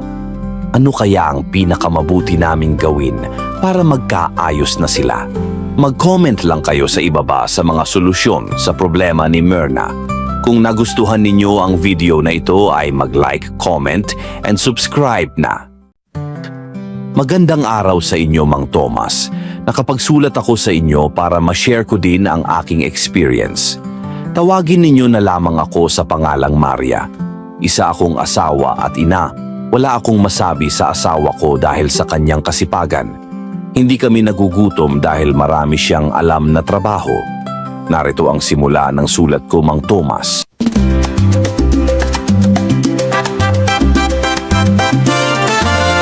Maria, nandyan ba si Raul sa inyo? Tinawag siya ni Mang Nena dahil may nasira silang appliances. Ganun ba? Tatawagin ko din sana para ayusin ang nasirang ref namin. Hindi na kasi lumalamig. Baka nasira na Mang Pepe at kailangan mo ng palitan. Siguro nga, pero gusto kong ayusin muna ito ni Raul, baka pwede pa. Sige po, sabihan ko siya pagbalik. Sige nga, para hindi na kami bibili ng bago kasi sobra na ang mahal ng appliances ngayon.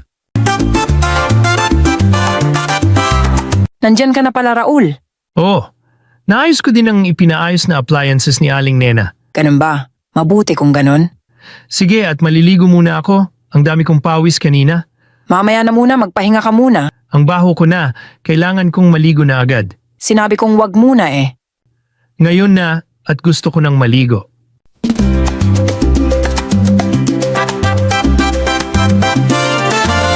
Anong nangyayari sa'yo, Raul? Giniginaw ako pero ang temperatura ko napakainit naman. Bigyan mo nga ako ng isa pang kumot. Ayan ang sinasabi ko sa'yo. Dapat ay wag kang naligo ka agad. Ang tigas kasi ng ulo mo eh. Giniginaw talaga ako. Raul, kamusta na ang pakiramdam mo? Heto okay na ako. Wala na ang lagnat ko. Mabuti naman kung ganon. Siya nga pala pumunta dito si Mang Pepe. Gusto raw niyang ipaayos yung ref niya. Nasira daw. Sige, at pupuntahan ko mamaya. Nakakahiya naman at pumunta pa dito. Sige, puntahan mo na mamayang tanghali. Siguradong inaantay ka nun.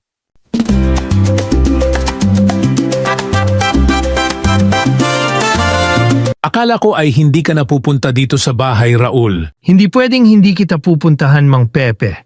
Pasensya na kayo dahil sumama ang pakiramdam ko nung nakaraang araw. Anong nangyari sa'yo? Nilagnat ako.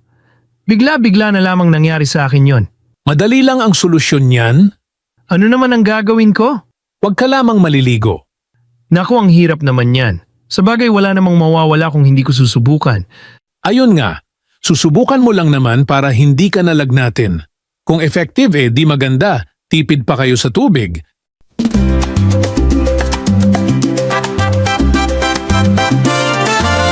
Eto, Mang Pepe, naayos ko na itong ref nyo. Maraming salamat, Raul. Isinalba mo ako sa malaking gastusin kung bibili ng bago. Walang problema, Mang Pepe. Eto, kunin mo ito. Pambayad sa repair ng ref. Walang anuman po. At salamat din dito. O siya, sige. Sa susunod ulit. Huwag mo ring kalimutan ang sinabi ko sa iyo na solusyon para hindi ka nalagnatin muli.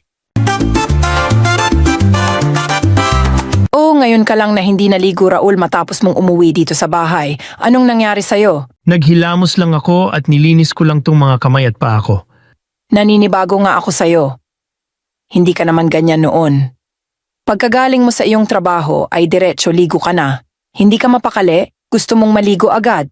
Subukan ko nga tong sarili ko na hindi na maligo baka kung sakali ay hindi na ako lalagnatin muli. Ano? Susubukan ko lang naman.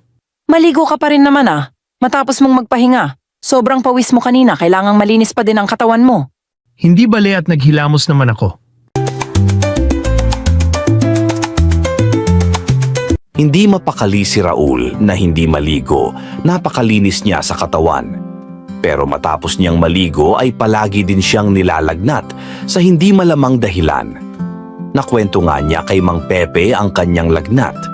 Sinabi naman sa kanya ni Mang Pepe na huwag munang maligo. Nang masubukan na hindi na siya lagnatin muli, sinunod nga ni Raul iyon. Noong una ay wala lang iyon sa akin pero hindi ko na siya napapaligong muli. Diyan na din ako nagkaroon ng problema sa aking asawa. Maria, aalis muna ako at pupunta sa kabilang bayan. May aayusin akong mga appliances. Oh, sige. Mag-ingat ka. Pero bago ka pumunta ay huwag mong kalimutang maligo. Baka anong sasabihin sa'yo ng mga kasama mo sa jeep? Napakabaho mo. Ano ba naman yung sinasabi mo sa akin? Hindi ka naman naliligo. Kaya napakabaho mo. Naghihilamos naman ako. Oo, pero iba pa din kung maliligo ka. Sige na, maligo ka na. Bahala ka dyan. Magkakasakit lang ako kung maliligo ako. Tignan mo nung nagsimula akong hindi maligo, hindi na ako muling nilagnat. Hindi din ako sinipon. Kaya wala na sa akin ang ligo-ligo na yan. Kaya ang baho mo na. Hindi naman ako mabaho Mabaho ka. Ako ang siyang nakakaamoy sa'yo, hindi ikaw. Naghihilamos ka nga pero hindi mo naman hinuhugasan yung kilikili mo. Kung huhugasan ko, baka ay lagnatin ulit ako. Hindi pwedeng hugasan. Ano? Palagi lang akong magkakasakit kung maliligo ako. Hay! Ano ba naman yung rason mo sa akin, Raul? Magkakasakit naman akong inaamoy ka.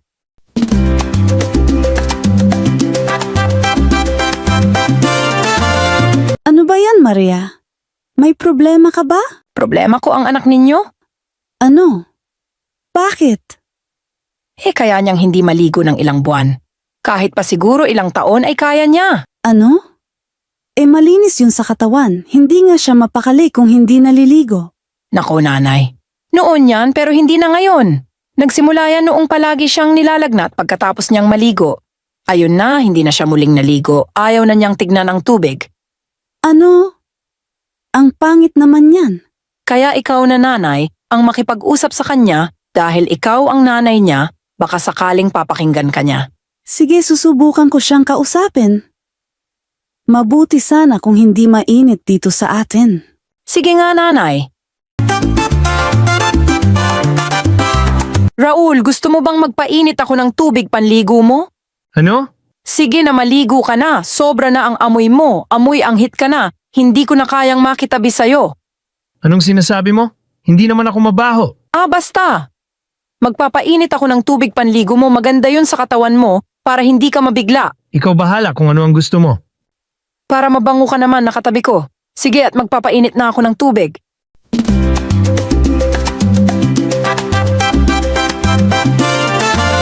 Raul, tinimpla ko na ang tubig na panligo mo. Ano? Alam mo pa ang timpla ng pangligo ko? Siyempre para hindi mabigla ang katawan mo, maligo ka na at aayusin ko din ang damit na pampalit mo. Oo na. Isunod mo na lang sa banyo. Ang bilis mo naman raw. Oh, hindi ka naman pala naligo. Hindi pa nabasa ang buhok mo. Hindi pwede. Kung maligo ako, baka kung ano ang mangyari sa akin at magkasakit ako. Ano ka ba naman? Kaya nga ako nagpainit ng tubig panligo mo. Pero di ka pa din naligo. Madali ba ang magkasakit? Tignan mo, hindi na ako nilagnat simula nung hindi ako naligo. Hindi totoo yan. Nagsawa na akong sakitin. Hindi pala pagligo ang sagot. Magpasalamat ka na lang at hindi ako nagkakasakit. Sige na pumunta ka na lang hugasan ang iyong kilikili. Amoy anghit ka na. Wala nga akong maamoy. Siguro ay nasanay na ang iyong ilong. Nasanay na sa baho mo. Pero ako ang nakakaamoy sa'yo. Kahit itanong mo sa mga anak natin. Sige na pumunta ka na hugasan ang kilikili mo. Ano ka ba? Malalamigan ang katawan ko. Magkakasakit ako niyan. Kaya nga ako nagpainit ng tubig, iyon ang gamitin mo. Hindi na nga kailangan. Paulit-ulit ka naman, Maria. Kung ano naman ang sinasabi sa'yo ni Maya nanay. Ang simple lang naman iyon. Hindi mo ba magawa? Nanay, hindi naman nakakamatay ang hindi pagligo. Hindi na nga ako nagkakasakit. Tiyak na hahaba ang buhay ko. Huwag mo akong pinipilosopo. Mahirap ang sitwasyon ng asawa mo dahil siya ang nakakaamoy ng katawan mo. At tunay ngang napakabaho mo na. Nanay naman. Ano na lang ang sasabihin ng mga tao sa'yo? Ano naman ang sasabihin nila? Siyempre may masasabi sila sa'yo. Na mabaho ka. Hindi lang nila masabi sa'yo. Ang asawa mo ang diretsang magsasabi sa'yo. Nanay, anong gugustuhin nyo? Maliligo ako pero magkakasakit o hindi maliligo, mabaho ako pero hahaba ang buhay ko. Anak, hindi maayos ang mabaho. Hindi healthy. Hindi matatapos ang usapan natin dito, nanay. Ako ang bahala sa buhay ko. Kung gusto ni Maria, hindi ko na siya tatabihan para hindi na niya ako maamoy. Naku Maria, kahit ano sabihin ko kay Raul, hindi niya ako sinusunod. Naging pilosopo pa siya. Maraming salamat pa din nanay, at least kinausap niyo siya. Ewan ko ba kay Raul? Napakalinis niya noon. Ayaw na ayaw niyang hindi naliligo. Pero ngayon, bakit nagkaganon? Noon yun nanay, pero ngayon nag-iba na siya. Napakabaho niya. Simula talaga noon lagi siyang nilalagnat, ay di na siya naligo. Pero ngayon, kamusta na siya? Hindi na siya muling nilagnat nanay, kaya nga ang hirap na siyang maligo muli. Natakot na sa tubig baka magkasakit ulit.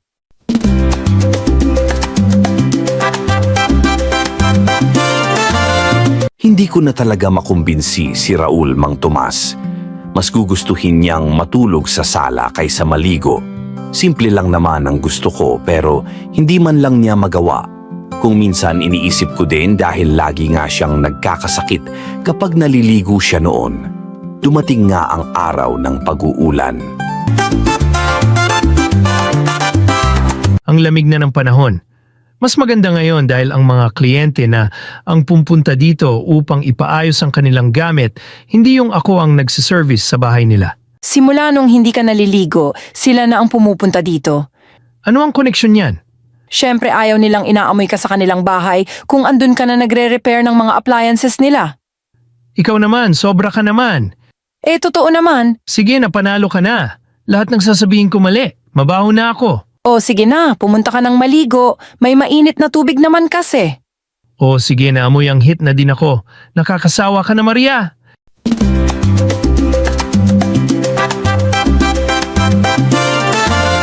Isang araw, Mang Tomas, malakas ang ulan noon at kailangan ng kliyente ni Raul ang TV na pinagawa sa kanya. Nagpaalam sa akin si Raul kahit malakas ang ulan, mayroon naman siyang kapote at service na sasakyan. Matapos na mailagay ang TV sa loob ng sasakyan, ay biglang nadulas si Raul sa daanan. Punong-puno nga siya ng putik. Sinabi sa akin ni Raul na na-deliver pa din niya ang TV sa kliyente pero basang-basa daw siya. Raul, basang-basa ka. Oo, dahil pumunta ako sa Batis. Mabuti naman. Anong mabuti naman? Kinailangan na magtampisaw ako sa Batis dahil puro putik ang damit at katawan ko. Mabuti yan asawa ko. Nadapa at naputikan na nga ako. Mabuti pa din yon? Syempre dahil nakaligo ka na rin sa wakas. Halika na at magsabon ka na sa banyo. Magsabon ka ng mabuti para maalis yung putik sa katawan mo. Oh, ayan. Ang bango-bango mo na dahil nakaligo ka na. Oo na. Halika, papahiran ko din ng lotion ng balat mo para sobrang bango mo na at gumanda ulit yung kutis mo. Sige na, basta ba magkatabi na tayo sa pagtulog? Ikaw lang naman ang umalis at mas gugustuhin mong humiga sa sala. Ayaw mo nga akong katabi eh. Kasi ang baho mo kaya dapat ay lagi kang naliligo, Raul. Sige na. Ano ba naman tong ganito? May lagnat na ulit ako. Hala, oo nga, ang taas ng temperature mo, Raul. Sana hindi na lang ako naligo. Bakit ba naman kasi ako nadapa at naputikan? Sobrang init ko na dahil sa lagnat. Halika at itakbo na kita sa ospital. Hindi na, sayang ang pambayad doon.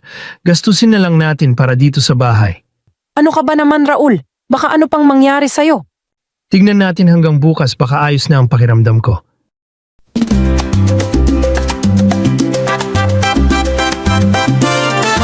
Kamusta na ang pakiramdam mo, Raul?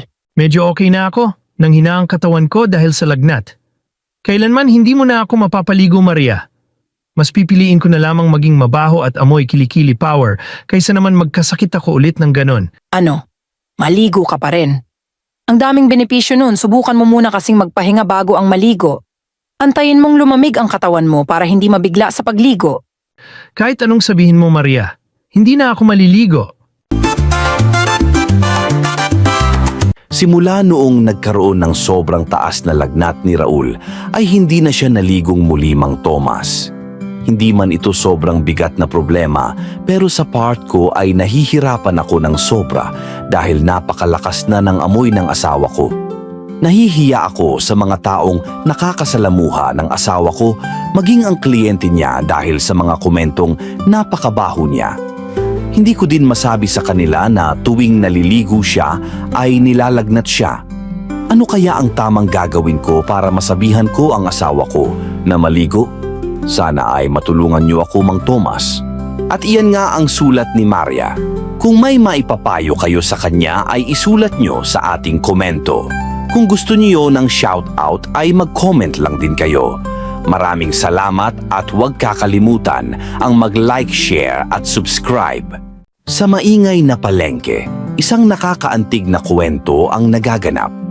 May isang mapagmahal na lola, siya ay naghahanap ng perpektong regalo para sa kanyang mahal na apo. Habang tinitignan niya ang iba't ibang laruan, nakilala niya si Tom, isang bata at tapat na empleyado ng tindahan.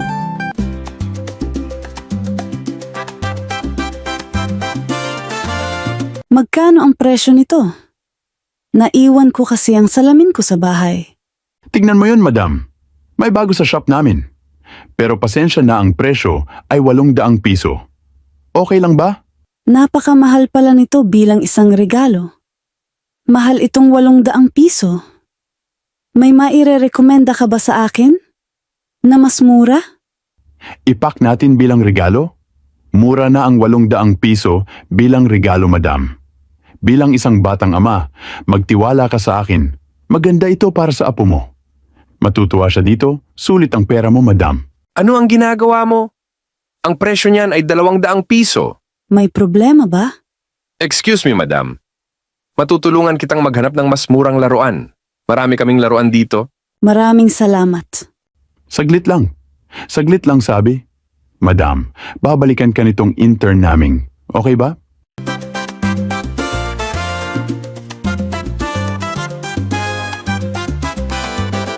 Malamang hindi mo pa gets. Maari tayong kumita ng malaking pera. Anong pinagsasabi mo? Sinusubukan mong lokohin ng isang matandang babae? Hoy, gusto kitang tulungan. Tulungan ako? Gusto mo ng pera para sa kolehiyo? Gusto mo bang makakuha ng maayos na edukasyon o gusto mo bang ubusin ang buhay mo dito sa store na ito? Oo, pero Pero hindi tama ang manlamang sa kapwa natin. Kahit anong gawin mo sa sweldo mo bilang isang intern, yan ay napakababa. Gusto lang kitang tulungan na umasenso. Maghahati tayo sa kita natin dito at bibigyan ka din ng award. Anong award? Darating si boss sa tindahan at siya ay magbibigay ng isang malaking bonus, malaking halaga ng pera para sa atin. Okay, sige. Kaya galingan mo.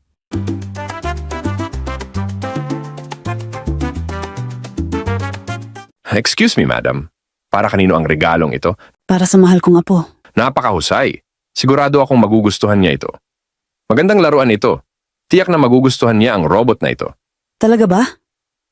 Mahilig din sa robot ang apo ko. Ayos po kung ganon. Ano kaya ang pwedeng gawin ng robot na ito? Eto, tignan niyo po. Hello, isa akong robot. Gusto kong makilala ang apo mo.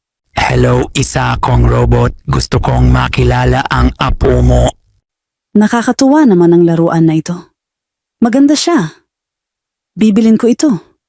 Magkano ito? 1,000 yan, madam. Gustong-gusto kong pasayahin ang apo ko. Pero ang mahal naman pala nitong laruan na robot. Ay oo, madam. Mahal po talaga yan. Pero sulit naman ang presyo basta matutuwa ang apo mo sa laruan na yan. Tama ba ako, Tom? Eto lang ang laman ng wallet ko.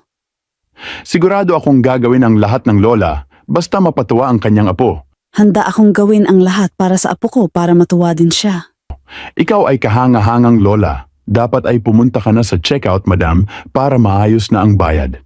At Tom, pakipak ang robot na ito para sa magandang lola. Excuse me po, madam. Pero kung ito na ang lahat ng iyong pera, ano na lang ang matitira sa'yo? Huwag kang magalala. Mayroon naman akong natitirang pera. Maayos ko ito kahit papano. Ang pangunahing bagay ay mapasaya ang aking apo, hindi ba? Pwede bang tulungan mo akong magbilang nitong pera dahil naiwan ko ang salamin ko sa bahay?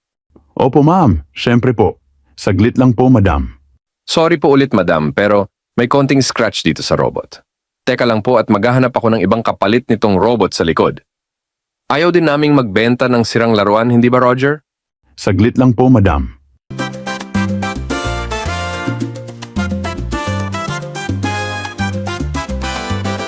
Roger, nakita mo naman di ba na ito na lang ang natitirang pera ng matanda? Shut up! Uubusin ko ang pera ng matandang yon. Kung ayaw mong tumigil ay sasabihin ko sa matanda ang totoo, ini-scam mo siya. Okay, sige. Pasensya na. Mali ako. Sumasang-ayon ako sa'yo. Ibenta mo sa kanya ang robot sa tunay na presyo at lahat ay magiging okay? Deal ba? Pangako. Oh, ipinapangako ko.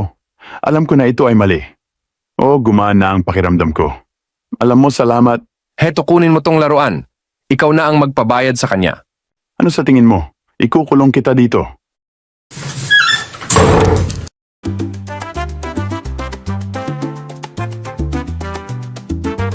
Hoy! Palabasin mo ako. Anong ginagawa mo? Buksan mo ang pinto.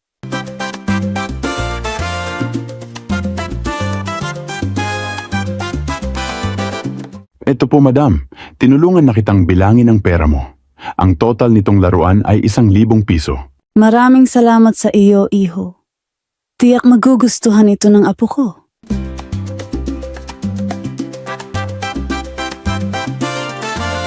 Hello, Roger. Kamusta ka? Hello po. Boss, nandyan ka pala? Ayos ba ang lahat dito sa shop? Malaki ang kita ko ngayon, boss. Talaga ba? Ayos yan, Roger. Deserve mo ang bonus kapag ganyan. Lola, ikaw ba yan? Aking apo. Ikaw pala yan. Ano? Lola ang tawag niya sa matanda. Inay, anong ginawa niyo dito sa shop? Ano? Ang matandang ito ang nanay ni boss. Nagpunta ako dito para bilhin itong robot. Sana magustuhan mo ito, apo ko. Nako! Nagabala patuloy kayo, inay. Inispoil niyo na naman si Jack. Ang ganda, di ba, apo ko? Oy, Roger. Nasaan ang intern? Intern? Si Tom ba, boss? Oo, tumpak. Naku, boss. Kailangan mo siyang tanggalin sa trabaho. Oh, boss. Kailangan niyang ma-terminate sa trabaho. Dahil siya pala ay manloloko. Anong tunog yon? Ang alam ko, may ginagawa sa kabilang shop. Ang alam ko, nagre-renovate sila, kaya malakas ang kalabog dyan, boss. Huwag kang mag-alala, boss. Renovation? Saglit lang at pupuntahan ko. Saglit lang, boss.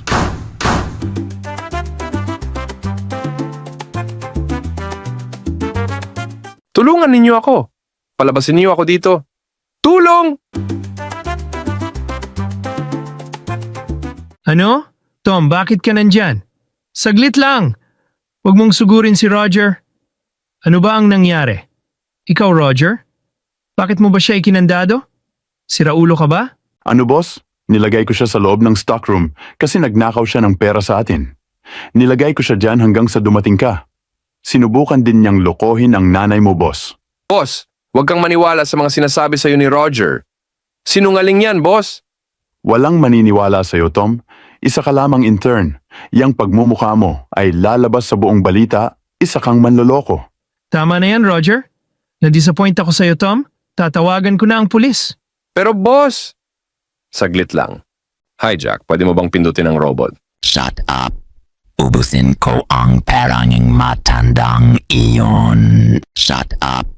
Ubusin ko ang pera ng matandang iyon. Ano yan, Roger? Hindi ko po alam, boss. Hindi ko boses ang nasa recording. Ano ang tingin mo sa akin, Roger? Walang alam? Hindi, boss. Pero hindi ko boses ang nasa robot. Maniwala kayo sa akin, boss. Inay, magkano daw ba ang presyo nitong robot? 1,000. 1,000? Talaga? Sige, tatawagan ko na ang pulis. Boss, saglit lang. Mahiking ka sa akin. Nagsasabi ako ng totoo. Hindi ako. Madam, boss, pasensya na po. Kamuntikan na din akong mapasama. Sa kalokohan nitong si Roger, nalokohin ka pero Pero hindi mo ako niloko at hindi ka sumunod sa kanya. Isa kang mabait at tapat na tao. Iilan na lamang ang ganyan sa panahon ngayon. Ngayon, napansin ko lang na mas pinahahalagahan ng mga tao ang pera kumpara sa isang karangalan at dignidad.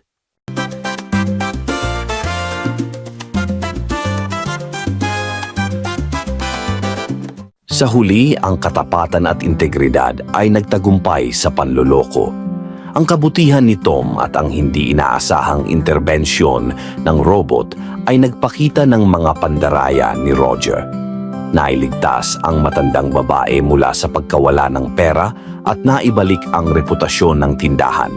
Ang kwento ay nagsisilbing paalala sa kahalagahan ng katapatan, respeto at ang walang hanggang kapangyarihan ng kabutihan kahit nasa harap ng mga pagsubok. Sa isang maliit na bayan sa Visayas, kung saan ang araw ay tila palaging sumisilip sa bawat sulok ng maginhawang pamumuhay, ang kwento ni Aling Rosa at ng kanyang anak na si Ruth ay nagsisilbing inspirasyon sa lahat ng naglalakbay sa landas ng pagsusumikap at pagtitiwala sa sarili. Ang kanilang kwento ay hindi lamang tungkol sa hirap at sakripisyo, kundi tungkol din sa pag-asa at determinasyon na nagtutulak sa kanila upang mapagtagumpayan ang mga pagsubok. Sa pamamagitan ng kanilang malasakit sa isa't isa, nahanap nila ang lakas upang magpatuloy sa kabila ng lahat ng pagsubok na hinaharap nila sa kanilang paglalakbay sa isang bagong buhay sa kabisera.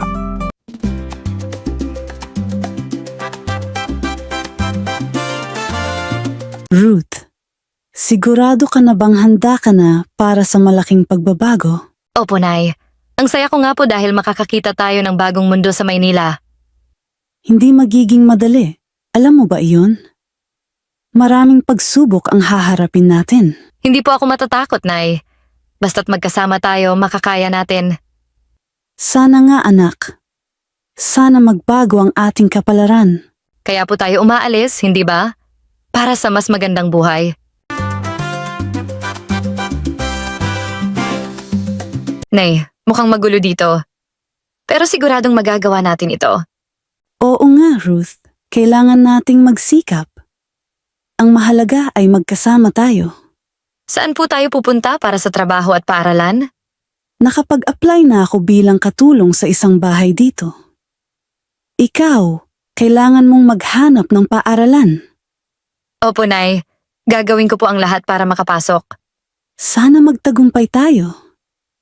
Huwag nating kalimutan ang ating pangarap.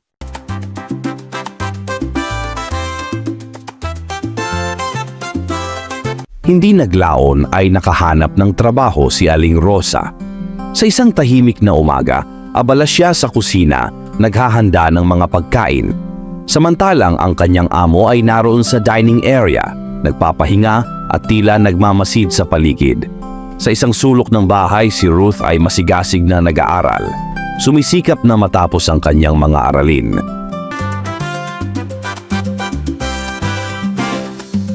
Rosa, kailangan natin ng mas maraming pagkain para sa party sa weekend. Opo, agad po akong mag-aasikaso. Nay, gusto ko pong tanungin kung pwede akong maghanap ng part-time na trabaho.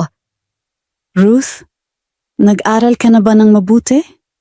Baka mahirapan ka. Huwag kang mag-alala, Ruth. Tutulungan ka namin kung kailangan mo ng oras para magtrabaho.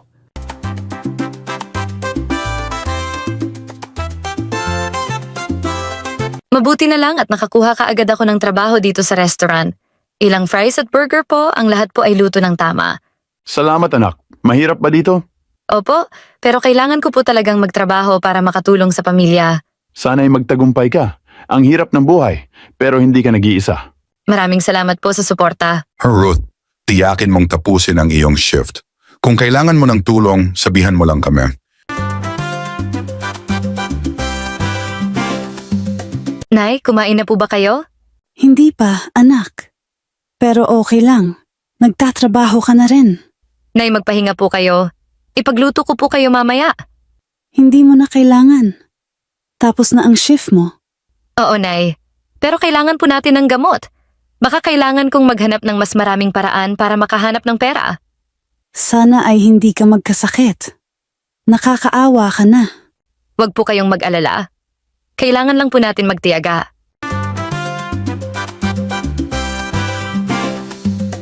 Magkano po ang halaga ng gamot para sa lagnat?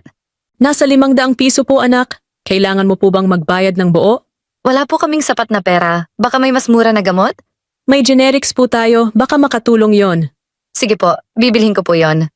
Sana gumaling ang nanay mo. Ingat ka sa paglalakad. Maraming salamat po.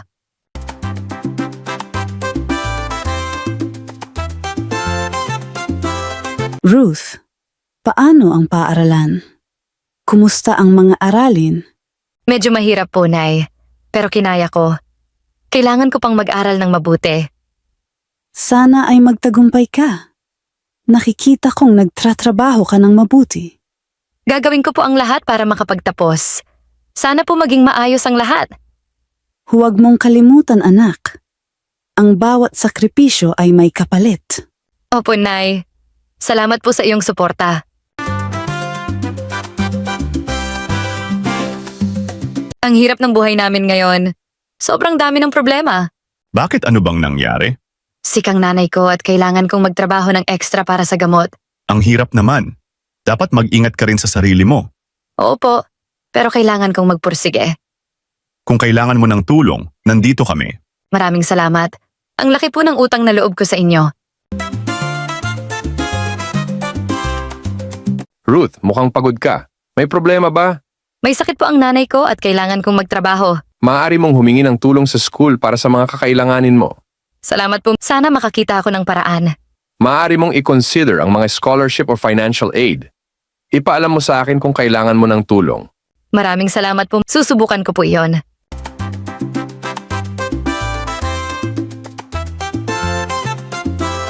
Kailangan kong makakuha ng scholarship. Ito ang pinakamagandang pagkakataon. Kumusta ang application? Huwag kang mag-alala, anak. Nay, mag-a-apply ako ng scholarship para makapagpatuloy sa kolehiyo. Sana makuha mo. Magtiwala ka sa sarili mo. Salamat po, Nay. Ipaglalaban ko ito. Tandaan mo, anak. Ang bawat sakripisyo ay magbubunga ng maganda. Sana ay makatulog na ako ng maaga. Ang dami kong kailangan pang gawin. Kumusta na ang nanay mo? Medyo okay na po pero kailangan pa rin ng konting panahon. May mga pagkakataon ba na mabibigyan ka ng oras para sa sarili mo? Hindi pa po. Pero kailangan ko talagang magtrabaho. Ingat ka palagi. Huwag mong kalimutan ang sarili mo. Salamat po. Mag-iingat po ako.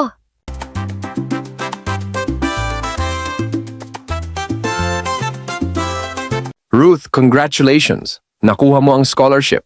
Talaga po? Salamat po, sir. Oo, ito na ang simula ng bagong kabanata sa iyong buhay. Maraming salamat po. Hinding-hindi ko po makakalimutan ito. Nay, nakuha ko po ang scholarship. Talaga, anak? Ang saya ko para sa'yo. Maraming salamat po sa lahat ng sakripisyo. Ang iyong suporta ang naging lakas ko. Sana ay magsilbing inspirasyon ito sa'yo. Ang bawat sakripisyo ay may kapalit. Opo, Nay. Ngayon ay mas makakaya natin ang lahat. Huwag mong kalimutan ang mga pangarap natin. Patuloy kang magsikap.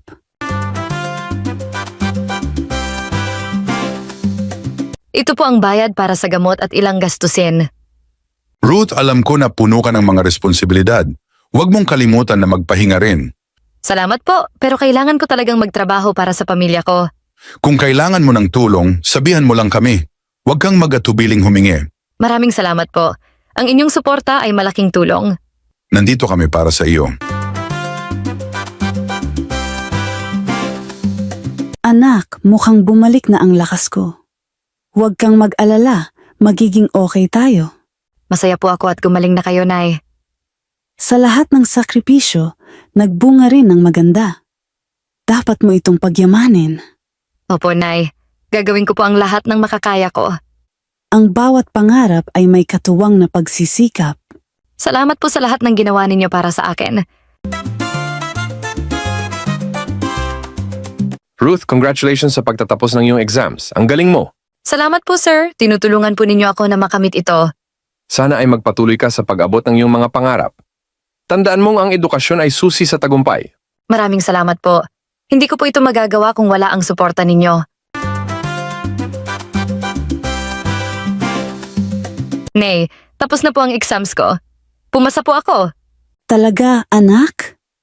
Ang saya ko para sa'yo. Salamat po sa lahat ng sakripisyo at suporta. Ikaw ang aming inspirasyon. Huwag mong kalimutan ang ating pangarap. Hindi po. Gagawin ko ang lahat ng makakaya ko. Masaya ako sa iyong tagumpay. Ang hirap ng buhay ay nagbunga. Salamat po sa lahat ng suporta ninyo. Malaking tulong po kayo. Walang anuman. Natutuwa kami sa iyong tagumpay. Ngayon po, magbabalik na ako sa pag-aaral at magpapokus sa aking trabaho. Nandito kami palagi para sa iyo. Ingat ka palagi. Maraming salamat po sa lahat. Huwag kang mag-atubiling humingi ng tulong kung kailangan mo. Rosa, nais naming magbigay sa iyo ng mas magandang posisyon. Makakatulong ito sa iyong sitwasyon. Talaga po? Salamat po. Laking tulong nito sa aming pamilya. Kita ko ang iyong dedikasyon. Kaya nararapat lamang na makakuha ka ng gantimpala. Hindi ko po makakalimutan ang inyong kabutihan. Huwag kang mag-alala.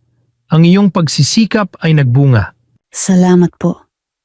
Ang aming buhay ay nagbago dahil sa inyo.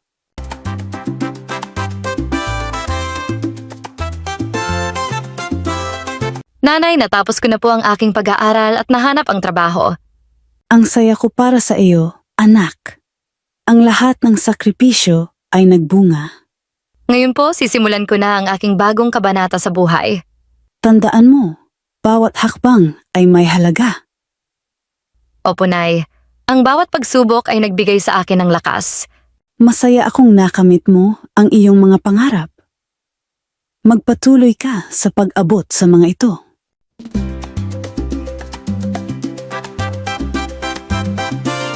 Ang kwento ni Aling Rosa at Ruth ay nagsisilbing inspirasyon sa mga hindi sumusuko sa kabila ng lahat ng pagsubok.